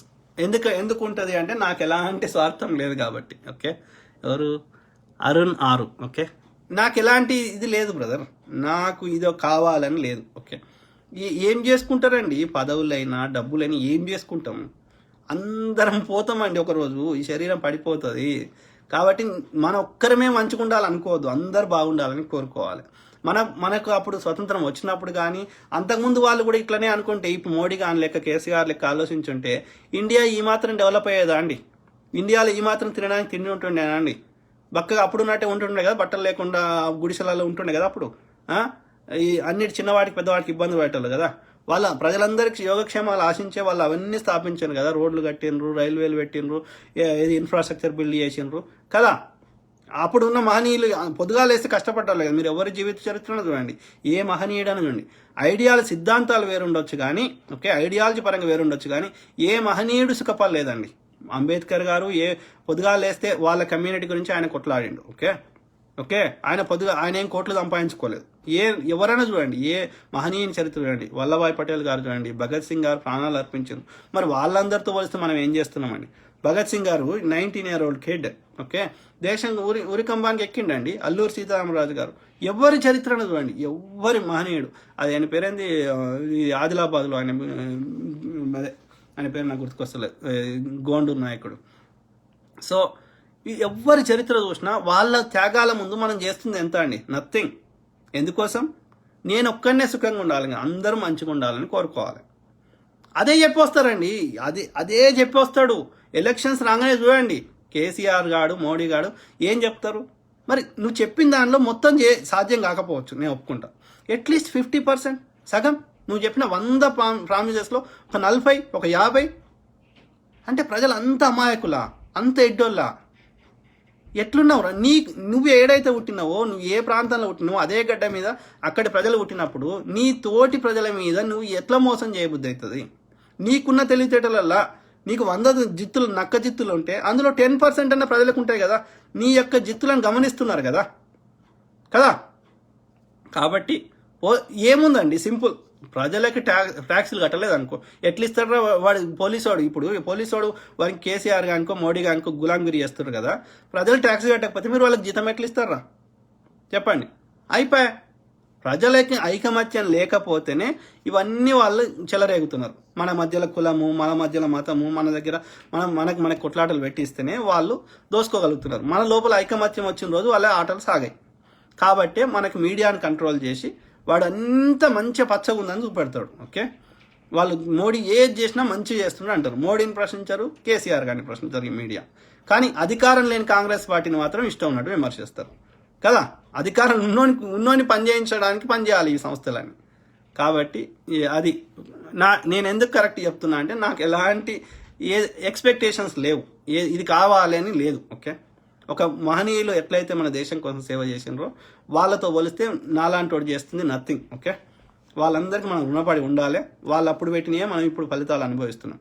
కాబట్టి మనము మంచి చేస్తే మన పిల్లలు, మన నెక్స్ట్ జనరేషన్స్ మంచిగా అవుతాయి. ఓకే, మనం ఒక అభివృద్ధి చెందిన దేశం లెక్క కావాలంటే ప్రజలందరూ చైతన్యవంతమే విషయం మీద అవగాహన తెచ్చుకొని ప్రశ్నించండి, కొట్లాడండి, నిరసన తెలపండి. అవసరమైతే ట్యాక్సులు కట్టకండి. ఒక నెల రోజులు కట్టకపోతే వానికి తెలిసేసి వస్తుంది. ఎడికలు కడతాడు, ఎవరికి జీతం ఇస్తాడు, పోలీసోడు ప్రజల కోసం పనిచేస్తాడా లేకపోతే వాని ఒక్కరి కోసం పనిచేస్తాడా? ఎవడైనా సరే, పోలీసోడే కాదు, రెవెన్యూ డిపార్ట్మెంట్ వాడైనా ఎవడైనా సరే, ఏ గవర్నమెంట్ అధికారి అయినా ప్రజలు ట్యాక్స్ కట్టకపోతే ఎట్లా బతుకుతారో చూద్దాం. కాబట్టి ప్రజలకు సేవకులుగా ఉండండి అధికారులారా. వాడు ఏదన్నా రూల్ చెప్తే, కేటీఆర్ గారు చెప్పిండు, మోడీ గారు చెప్పిండు, అమిత్ షా గారు చెప్పిండు అయితే చూపెట్టుమని. వాడు చెప్పినది రాజ్యాంగమైన పుస్తకంలో ఉందా చూపెట్టు. లేకపోతే చట్టం తీసుకురా, చట్టాన్ని మార్చు, అప్పుడు చెప్పు. ఓకే, నీ ఇష్టం అని చెప్పడానికి నీ ప్రైవేట్ ఆర్మీ కాదు. ప్రజల సేవకులుగా ఉండే, ప్రజలు కట్టే ట్యాక్స్ డబ్బులు అవి జీతం ఇస్తుంది ప్రజలు. ఓకే, సో అది మిత్రులారా, Jeevan Reddy police super, thank you brother. Prakash M, మీరు అయితే బాగుండేది, స్వర్గలోకం చేస్తుందేమో. స్వర్గలోకం అవసరం లేదు బ్రదర్. మన దేశం ఒక అమెరికా లెక్క, మన దేశం ఒక యూరప్ లెక్క. ఓకే అయితే సార్, ఓకే మనకు స్వర్గం అవసరం లేదు. ఓకే చాలు, మన పర్ఫెక్ట్ ఎక్కడ ఉండదండి. ఓకే పర్ఫెక్షన్ ఎవడు ఆశిస్తలేడు. ఓకే 100% పర్ఫెక్ట్ కావాలని ఎవడు కోరుతలేడు. కానీ ఇప్పటికంటే చాలా మెరుగు చేసుకోవచ్చు మనకున్న రిసోర్సెస్ ద్వారా. ఓకే నేను తినంగా వద్దంటలేదండి, నేను ఎవ్వడు ఒక్క పైసా తినొద్దని నేను చెప్తలేను. ఓకే తినండి రా, అది కూడా లెక్క పెట్టి తినండి. గట్లా 5-10 రూపాయలు 10 రూపాయలు 20 రూపాయలు ఒక లెక్క పెట్టుకోండి గట్లా నేను. ఓకే ఇప్పుడు అమెరికా ఎగ్జాంపుల్ చెప్తా. ఓకే H1B వీసా ఉంటుందండి, లేకపోతే ఏదైనా ప్రాసెసింగ్ ఉంటుంది. రెగ్యులర్ ప్రాసెసింగ్ వేరే ఉంటుంది, ప్రీమియం ప్రాసెసింగ్ వేరే ఉంటుంది. ప్రీమియం ప్రాసెసింగ్ అంటే ఎక్కువ పైసలు కట్టినవానికి తొందరగా 15 రోజులనే వాడు రెస్పాండ్ చేయాలి, ఎక్కువ పైసలు ఇచ్చినవానికి. ఇదే మనం ఏం చేస్తున్నాం, ఈ పైసలు ఎక్కువ ఇచ్చేది ఏం చేస్తున్నాం, మనకి లంచం ఇస్తున్నాం. లంచం ఇస్తే మనకి తొందరగా ఫైల్ కదులుతుంది. ఓకే వీడు గవర్నమెంట్ వాడు ఏం చేస్తున్నాడు, ప్రీమియం ప్రాసెసింగ్ వేరే రెగ్యులర్ ప్రాసెసింగ్ వేరే పెడుతున్నాడు. ప్రీమియం ప్రాసెసింగ్ ఎక్కువ పైసలు తీసుకుంటున్నాడు. అంటే ఆ లంచం కూడా గవర్నమెంట్ ట్యాక్స్లకు పోతాయి, గవర్నమెంట్ బడ్జెట్లకు పోతున్నాయి.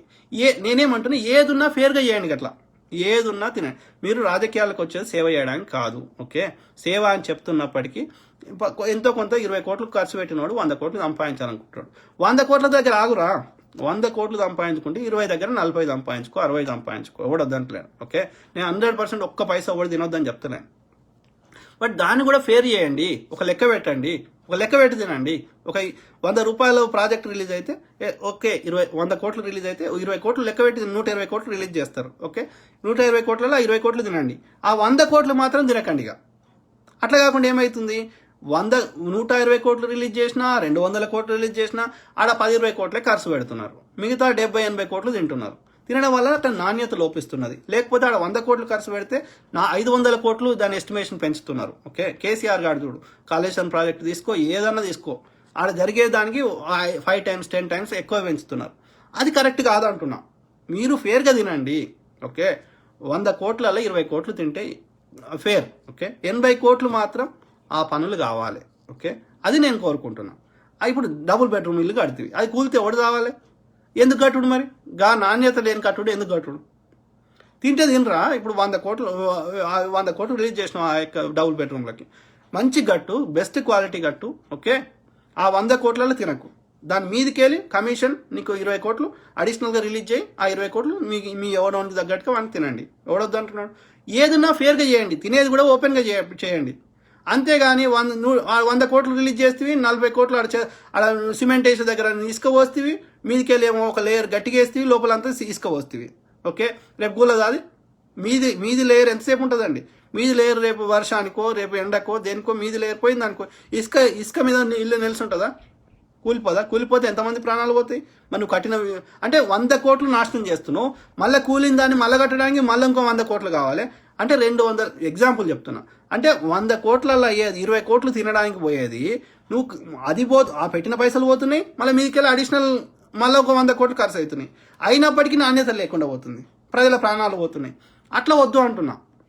నాణ్యం కట్టు, తిను, నీ పోర్షన్ ఎంతనో ఫేర్గా తిను, 20 కోట్ల 30 కోట్ల, అది కూడా ఓపెన్గా తిను, ఓపెన్గా చెప్పు.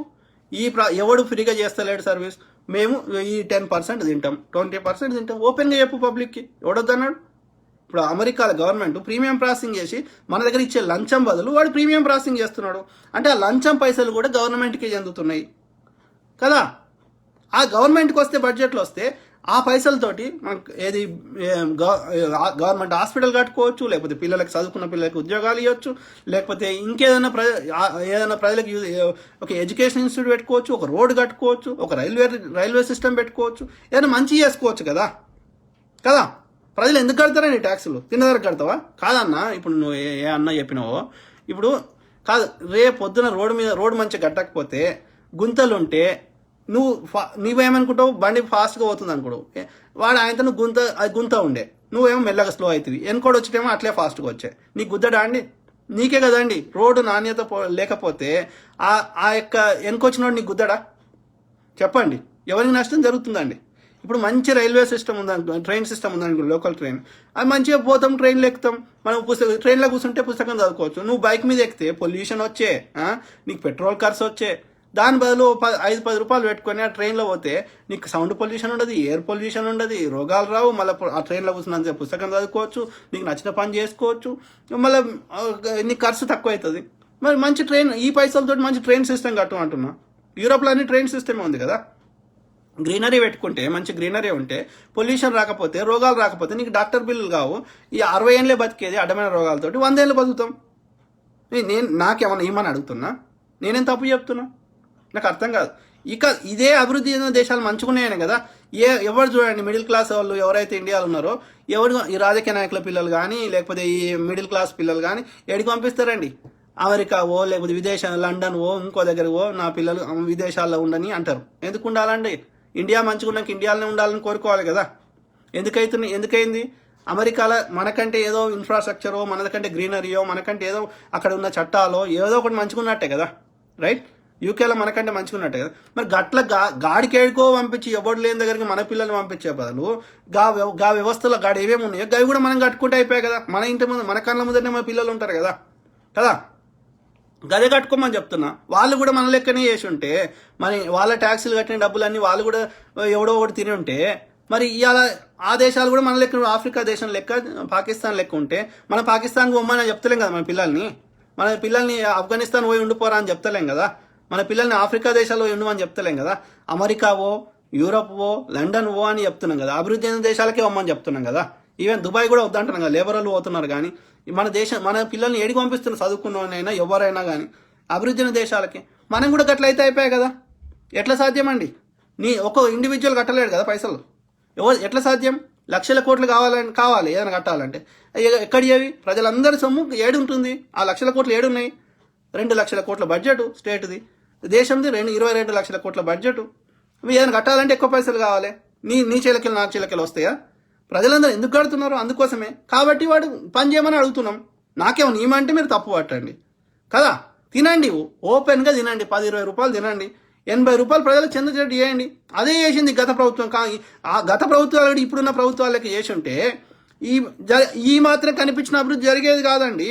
ఇస్రోలు ఉండేటి కాదు, ఐఐటీలు ఉండేటి కాదు, ఎయిమ్స్లు ఉండేటి కాదు, అటామిక్ రీసెర్చ్ సెంటర్లు ఉండేటి కాదు, ఇక్రిసాట్ ఉండేది కాదు, ఇంకా హైవేలు ఇన్ని వచ్చేటి కాదు, ఓకే, ఎయిర్పోర్ట్లు వచ్చేటి కాదు. గత ప్రభుత్వాలు చేసినాయండి కదా. ఆధార్ సంఖ్య ఉండేది కాదు. ఇవాళ ఉండకపోతే ఆధార్ సంఖ్య లేకపోతే ఏదైనా ఇన్ఫర్మేషన్ కావాలంటే ఒక వ్యక్తి గురించి తెలియకపోతుండే. రైట్ టు ఇన్ఫర్మేషన్ యాక్ట్ అనేది రాకపోతే గవర్నమెంట్లో ఏమవుతుంది అనేది ప్రజలకు తెలియకపోతుండే. మరి వాళ్ళు అన్నీ చేసినప్పుడు అందులో 10% అని చేయాలి కదండి మీరు కదా. ట్రిపుల్ తలాక్ తోటి నీకు నాకు ఏం లాభం రా? ట్రిపుల్ తలాక్ తోటి కామన్ నీ జీవితం నా జీవితం ఏం మారింది? బీజేపీ తెచ్చిన ఏ చట్టంతో ఇప్పటి వరకు ప్రజల జీవితాల్లో ఏం మార్పు వచ్చింది చెప్పండి. ఆర్టికల్ 370 తోటి నీది నా జీవితం ఏం మారింది? ఓకే చెప్పండి. ఓకే, ఎన్ఆర్సీ తోటి నీ జీవితం నా జీవితం ఏం మారుతుంది? ఓకే, ఇప్పుడు రైతు తెచ్చిన చట్టాలతోటి నీ జీవితం నాశనం అవుతుందా మంచి అవుతుందా? జిఎస్టీ తోటి నాశనం అయిందా మంచి అయిందా? ఓకే, వీడు తెచ్చిన పాలసీస్ అన్ని ముస్లింలని మనసులో పెట్టుకొని ముస్లింలను ఇబ్బంది పెట్టడానికన్నా తెచ్చినవి ఉన్నాయి. లేదు అంటే ధనవంతులైన మిత్రులకి ఫేవర్ చేసేటివి ఉన్నాయి. దానివల్ల ప్రజలకు నష్టం జరుగుతుంది ఆర్థికంగా. లేదు అంటే నీకు నాకు వైషమ్యాలు తప్ప, ఓకే, కొట్లాటలు తప్ప. నేను బాగుపడడానికి, కామన్ మ్యాన్ బాగుపడడానికి ప్రజలు కట్టిన ట్యాక్స్ డబ్బులు ఎక్కడైనా యూజ్ అయినాయా? ఏమైనా కొత్తగా కట్టినరా? ఏమైనా డెవలప్మెంట్ జరిగిందా? మరి జరిగినప్పుడు, ఈ భావోద్వేగాలు జరుగుతున్నప్పుడు ఇది ప్రజలకు అర్థమయ్యేటట్టు చెప్పి ఈ ప్రభుత్వాలను పనిచేయించేటట్టు చేసుకోవాల్సిన అవసరం ఉందా లేదా? చెప్పండి. నేనేమైనా తప్పు చెప్తున్నా? ఓకే, అది ఆలోచించండి. ఓకే,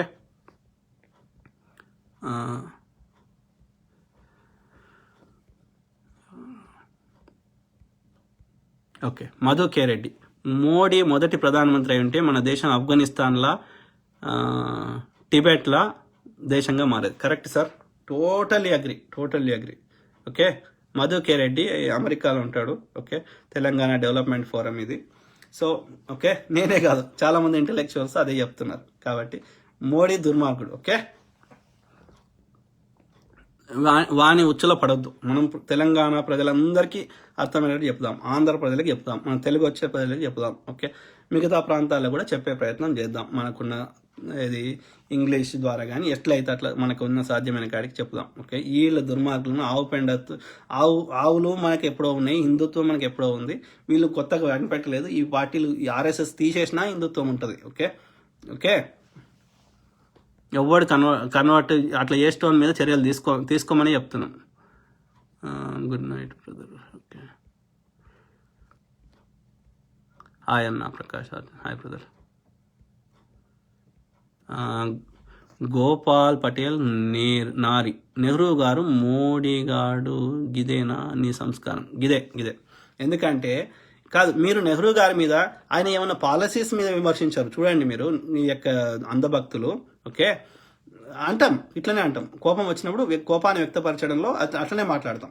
ఓకే, కోపంలో కూడా మోడీ గారు, కేసీఆర్ గారు అనం కదా. కోపం వచ్చినప్పుడు ఎట్లా చెప్తారండి?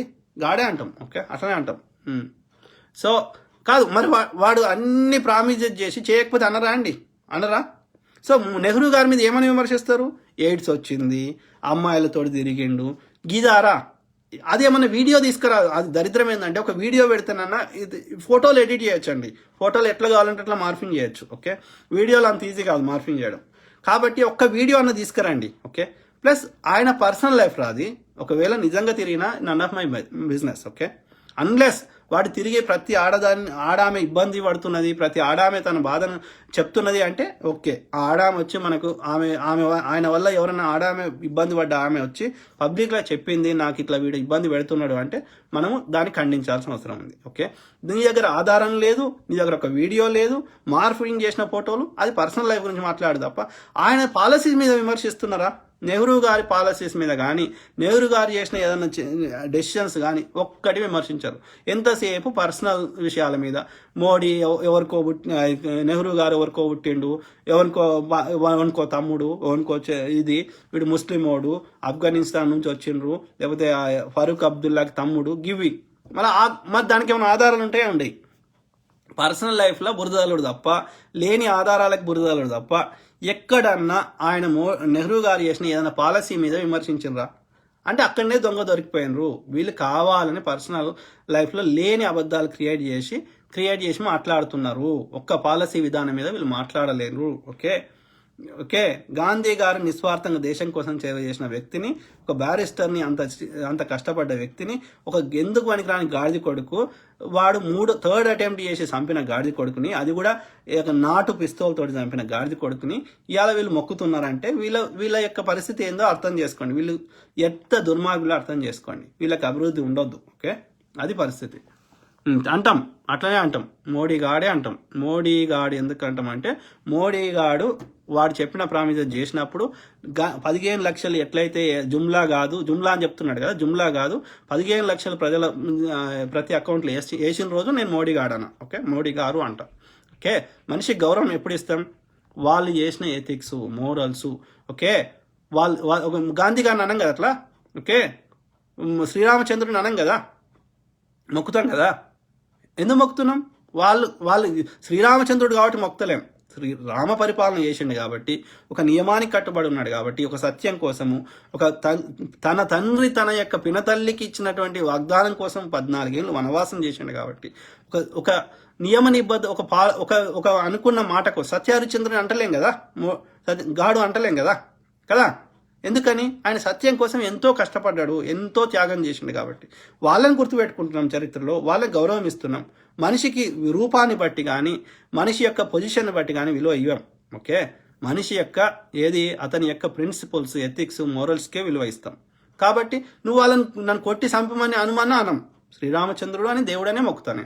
ఓకే, అట్లనే ఎవరైనా సీతమ్మ తల్లి అనే మొక్కుతాం. ఓకే, ఎవరైనా నిస్వార్థంగా ప్రజలకు సేవ చేసిన మహనీయులని గౌరవిస్తాం, మొక్కుతాము. ఓకే, సుభాష్ చంద్రబోస్ గారిని అనం కదా గాడు అని కదా మొక్కుతాం కదా, భగత్ సింగ్ గారిని అనం కదా మొక్కుతాం కదా. అంటాం మోడీ గాడు అంటాం, కేసీఆర్ గాడు అంటాం. ఎందుకంటే పొద్దుగా లేస్తే ప్రజల యొక్క భావోద్వేగాలతో ఆడుకుంటున్నావు. పొద్దుగా లేస్తే చెప్పేది ఒకటి ఉంది, చేసేది ఒకటి ఉంది. కాబట్టి తిడతామండి.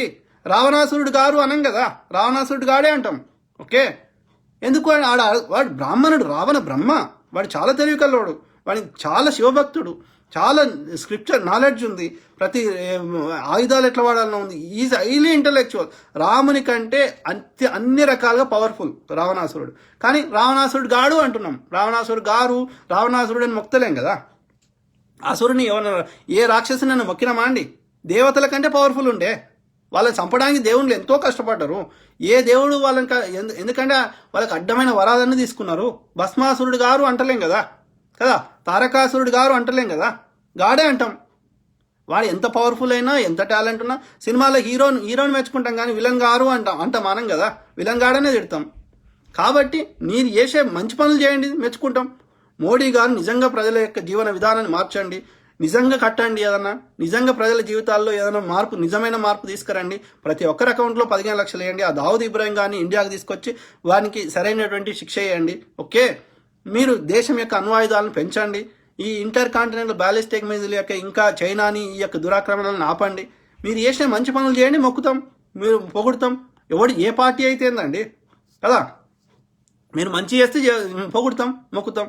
మీరు చెప్పేది ఒకటి ఉంది, ప్రచారం చేసుకునేది ఒకటి ఉంది, ఆడ వాస్తవాలు వేరున్నప్పుడు ఎస్ తిడతాం, దుర్మార్గులను తిడతాం. తిట్టరా? చెడ్డోని కూడా మెచ్చుకుంటారా? చెప్పేది మార్కెటింగ్ చేసుకుంటాడా వాడు కేసీఆర్ గారు? మార్కెట్ నిండు అసెంబ్లీలో చెప్తాడండి, వాడు మార్కెటింగ్ చేసుకుంటాడట, గెలవడానికి అట్లా ముచ్చట చెప్తారంట. సిగ్గుశరం లేదు మాట్లాడడానికి. అన్నం తింటున్నావు, గడ్డి తింటున్నావా, మార్కెటింగ్ చేసుకుంటారా మిత్రులారా? ప్రజలు పొద్దుగా లేస్తే చిన్న చిన్న పని చేసుకునే వ్యక్తి, డే టు డే లేబర్ చేసుకునే వ్యక్తి కూడా వస్తువు కొనుక్కుంటాడు కదండి, వాని దగ్గర కూడా వసూలు చేస్తారు కదా సేల్స్ ట్యాక్స్. చేస్తారా చేయరా? నిజం చెప్పండి, హానెస్ట్గా చెప్పండి. ఒక డే టు డే కూలీ చేసుకునే వ్యక్తి, ఓకే, ఇంట్లో చీపుర్లు ఊడ్చుకునే వ్యక్తి, ఓకే, వాళ్ళు కూడా 10 ఇంట్లో పాచి పని చేసుకునే వాళ్ళు కూడా వస్తువు కొనుక్కుంటే దాని మీద సేల్స్ ట్యాక్స్ వేస్తారా వేయరా? చెప్పండి. ఆ ట్యాక్స్ గవర్నమెంట్కి పోతుందా పోదా?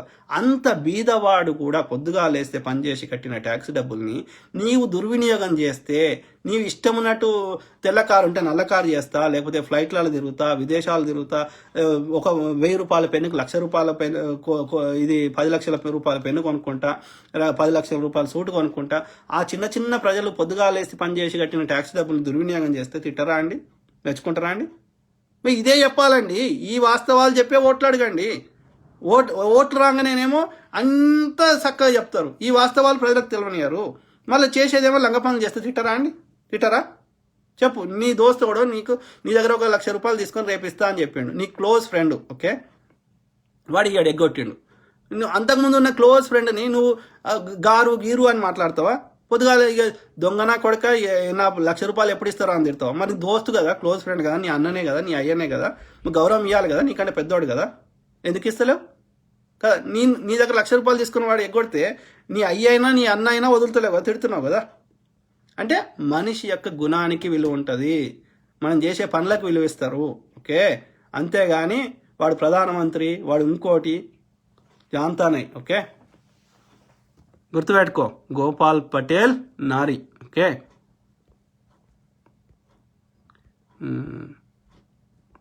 నీకు మోడీ భక్తి ఉంటే చేసుకో, ఓకే, కానీ ప్రశ్నిస్తాం. ప్రశ్నించిన వాళ్ళని ఇబ్బంది పెడతామంటే మళ్ళీ ప్రజలందరూ ఏకమైతే మీరు ఎవరిని ఏం బీకలేరు, ఓకే. సరే మిత్రులారా, మోడీ గారు ప్రధానమంత్రి అయితే ఇండియా ఆఫ్ఘనిస్తాన్ అయ్యేది, పాకిస్తాన్ అయ్యేది, మనతో పాటే స్వతంత్రం వచ్చింది. ఒక శ్రీలంక అయ్యేది, ఒక బంగ్లాదేశ్ అయ్యేది, ఒక అమెరికా సచ్చినా కాదు, ఓకే. ఒక యూరోప్ దేశాలకు అభివృద్ధి చెందిన దేశాలు ఏవి కావు. కాబట్టి మనం అట్లీస్ట్ మధ్యలో ఉన్నాం. నెహ్రూ గారు రావడం వల్ల మన జనాభా ఎక్కువ ఉండి రిసోర్స్ తక్కువ ఉండడం, అట్లీస్ట్ మిడిల్ సగంలో ఉన్నాం, ఓకే. అమెరికాకి చైనాకి కాంపిటీషన్ ఇస్తున్నాం, దగ్గరలో ఉన్నాం, ఓకే. ఇంకా మనలో జనాభా ఎక్కువ ఉంది, రిసోర్స్ తక్కువ ఉన్నాయి. కాబట్టి ఇంకా చేయాల్సినంత ఈ అడ్డమైన రాజకీయ నాయకులు అప్పుడప్పుడు ఈ దొంగన కొడుకులు వచ్చింది కాబట్టి ఇంకా అనుకున్నంత ఫాస్ట్గా జరుగుతలేదు.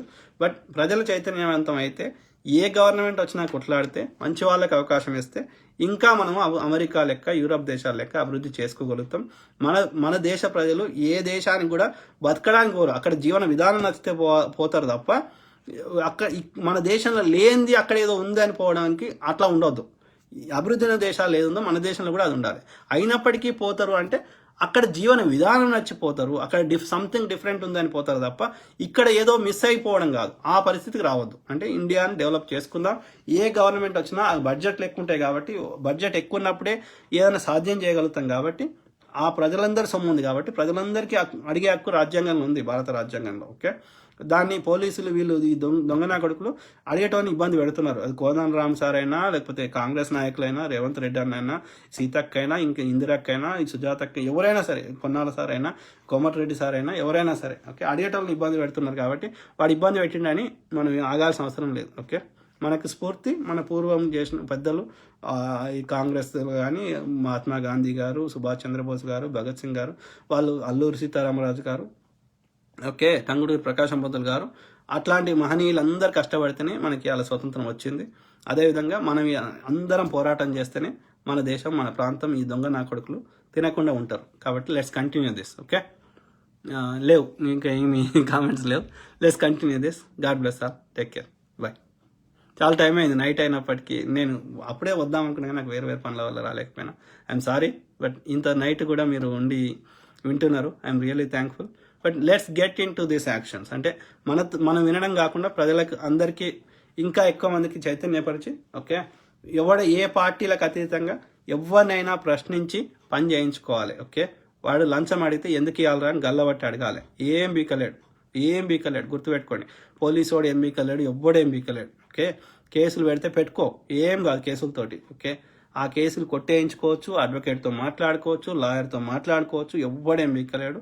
ప్రజలకు అడిగే హక్కు ఉందండి. ఓకే, అది రాజ్యాంగం కల్పించిన హక్కు. చాలామంది భయపడతారు కోర్టు అన్నా, పోలీసు అన్నా. వాళ్ళు సేవకులు అండి. వాళ్ళు మనం జీతం ఇస్తే తీసుకునే గాడిద కొడుకులు, పోలీసుడైనా ఎవడైనా సరే, వాళ్ళు మనం పైసలు ఇస్తే బతికేటోళ్ళు. ఓకే, వాళ్ళు మనకు గులాంగిరి చేసేటోళ్ళు. వాడు ముఖ్యమంత్రి కానీ, మంత్రి కానీ, అధికారి కానీ, ఎవడైనా సరే జీతం తీసుకొని జీతగాళ్ళు వాళ్ళు. ఓకే, వాడు మనకి మీద అజమాయి చలాయించే హక్కు వానికి లేదు. ఓకే, అస్సలే భయపడాల్సిన అవసరం లేదు. ఓకే, ఏమంటుడు నరాల Nihar. Modi is never a visionary leader. He is just a liar for his own power. If he thinks about middle class, then he would never hike the fuel prices, which will literally fall on all classes of people of daily food basic items. Correct, brother?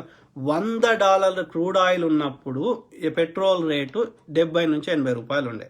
ఇప్పుడు $50 crude oil అయినప్పుడు international barrel rate, okay, 50% తగ్గాలి కదా petrol rate. అంటే 30 నుంచి 40 రూపాయలు ఉండాలి petrol rate. కానీ వీడు ఇంకా పెంచుతున్నాడు, 100కి ఎగబాకుతుంది. ఎందుకు అంటే అక్కడ ఎక్కువ లాభం, ఆ ప్రాఫిట్ వస్తున్న దాన్ని గవర్నమెంట్ తీసుకుంటున్నది. ఇంటర్నేషనల్ బ్యారల్ రేట్ తగ్గినప్పటికీ వీడు ఇంకా పెంచుతున్నాడు, అంటే ఇంకెక్కువ ప్రజల దగ్గర తీసుకుంటున్నాడు ఆ ట్యాక్స్ డబ్బు. మరి ఆ ట్యాక్స్ డబ్బు ఏం చేస్తున్నాడు అనేది అక్కడ. పెట్రోల్ మీద వేసే ట్యాక్సులు స్టేట్ గవర్నమెంట్కి, సెంట్రల్ గవర్నమెంట్ రెండింటికి పోతాయి.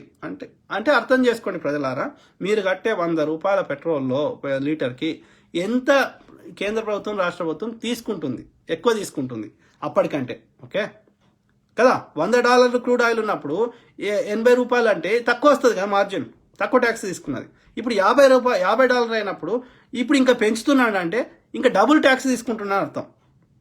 మరి ఈ ట్యాక్స్ తీసుకున్న పైసలు కట్టాలి కదా. అప్పుడు మరి వాడు అన్ని కట్టిండు కదా, యూపీఏ 1లో కానీ, యూపీఏ 2లో కానీ, అంతకుముందు కానీ. మరి వీటికి కూడా కట్టాలి కదా. ఏదన్నా చూపెట్టండి, ఏమన్నా కట్టింది ఏమన్నా చూపెట్టండి మోడీ గారు. ఏ రాష్ట్రంలో కానీ, మన రాష్ట్రమే కాదు, ఏ రాష్ట్రంలో కానీ. అంటే ఈ మన పైసలన్నీ ఎడిపోతున్నాయి. వాని ఏం కట్టుతుండు మోడీ గారు? బీజేపీ కార్పొరేట్ ఆఫీసులు. ఏం కొనుక్కుంటుండు వాడు? ఏం చేస్తున్నాడు? ఎమ్మెల్యేలను కొనుక్కుంటున్నాడు కదా. సో ఇది పరిస్థితి. సో ప్రజల దగ్గర ఎక్కువ దోసుకుంటున్నారు, ఏం చేస్తలేరు. రిజర్వ్ ఉండాల్సిన సొమ్ము తీసుకున్నారండి. రిజర్వ్ బ్యాంక్ దగ్గర ఉండే సొమ్ము. ఎల్ఐసి లాభాలతో నడిచే కంపెనీ, అన్ని కంపెనీలు అమ్మివారు దొరుకుతున్నాడు. అల్లొచ్చిన పైసలు తీసుకుంటున్నాడు. మళ్ళీ 50 లక్షల కోట్లు అడిషనల్గా అప్పు చేసిండు. ఇన్ని పైసలు ఓకే యాడికి పోయినాయి చెప్పండి. ఒక్క రాష్ట్రానికి ప్రత్యేకంగా సహాయం చేసింది, ఒకటి కట్టింది, ఒకటి చేసింది. మరి తిన్నోడు గన్ని కట్టిండు. ఇప్పుడు నేను 100 చెప్పిన, మళ్ళీ ఏం చెప్పాలి, సేమ్ వచ్చట కదా. కాబట్టి వీడు పైసలన్నీ తింటున్నారు, దాచిపెట్టుకుంటేనే మళ్ళీ ఎలక్షన్ టైంలో కొనుక్కోవచ్చు. మళ్ళీ ఎలక్షన్ టైంలో అన్ని లంగ పనులన్నీ చేయొచ్చు, లేకపోతే పంచిపెట్టవచ్చు ఎలక్షన్స్ వచ్చినప్పుడు. అదే చేస్తున్నారు. కేసీఆర్ గారు అదే చేసిండు. జిహెచ్ఎంసీ ఎలక్షన్కి వంచారు, లేకపోతే ఎమ్మెల్యే ఎలక్షన్కి వంచారు. ఏ ఎలక్షన్స్ వచ్చినా పంచుతారు. ఓకే, అదే పరిస్థితి. The loss of taxes in lockdown is taking them now in the form of fuel prices hike. కానీ కరెక్టే బ్రదర్, ఇప్పుడు ఇన్ని రకాల పైసలు వస్తే ఏడికి పోతున్నాయి అనేది ప్రశ్న. ఓకే, ఈవెన్ లాక్డౌన్ వచ్చినా they are getting lot of money and on top of it they are doing ఏది అడిషనల్గా అప్పులు తెస్తున్నారు. ఓకే, ఇవాళ బ్యాంకులు కూడా అప్పులు ఇవ్వలేని పరిస్థితి వచ్చింది. ఈ ఆడికి వస్తున్నాయి పైసలు. ఓకే, పోనీ లాక్డౌన్ అయింది, కరోనా సమయం వచ్చింది, ఏమైనా స్పెషల్గా ప్రజలకు ఏమన్నా ఏది మెడికల్ బిల్లులు ఏమైనా తగ్గించారా, లేకపోతే ఈ కరోనా వచ్చిందని ఏమన్నా ఎవరికైనా సహాయం చేసిండ్రా? ఏం చేసిండ్రు? ఏడికి పోయినాయి ఈ పైసలు? దానికి లెక్క అవసరం లేదా చెప్పండి. సో దే ఆర్ అప్పు చేస్తున్నారు కదా, బడ్జెట్లో ఏం తగ్గలే కదా. కరోనా వచ్చిందని అప్పుడున్న బడ్జెట్లకి ఇప్పుడున్న బడ్జెట్లో పెద్ద డిఫరెన్స్ ఏం లేదు కదా. చూడండి ఈ యొక్క లాస్ట్ ఇయర్ బడ్జెట్ చూడండి, అంతకుముందు చూడండి, ఈ ఇయర్ చూడండి, బడ్జెట్లో ఏం లెక్కలేమి నీకు ఏమీ పెద్ద డిఫరెన్స్ లేదు కదా. మరి ఎడిపోతున్నాయి పైసలు చెప్పండి. ఏం లేదు, తింటున్నారు తింటున్నారు తింటున్నారు, ఏదో ఒక కారణం చెప్పి తింటున్నారు. ఓకే, రఫాయల్ అని చెప్పి ఎస్టిమేషన్ పెంచిండు, తింటున్నారు. ఓకే, వీడు కాళేశ్వరం అని చెప్పిండు, ఇప్పటివరకు ఒక్క నీళ్ళు దాని మీద ఇచ్చింది లేదు, ఒక పారింది లేదు, పెద్దగా దానితో ఒరిగింది లేదు, 1,00,000 కోట్లు ఖర్చు పెట్టిండు. ఓకే, తింటున్నారు, ఏదో ఒక పేరు చెప్పి తింటున్నారు. చూడండి.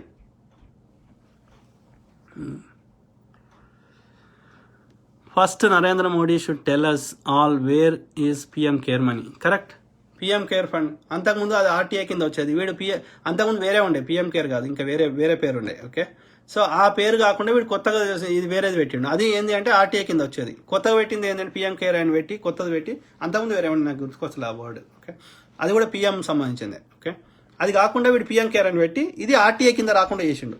ఇది వచ్చే అంటే ప్రజలు ఇచ్చే డొనేషన్స్ ఏడిపోతున్నాయి అనేది కూడా తెలియదు. పిఎం కేర్ ఫండ్ కింద అవి ఎమర్జెన్సీకి ఏదైనా ఈ సహాయం చేయడానికి ప్రజలు డొనేషన్ చేస్తారు, దానం చేస్తారు.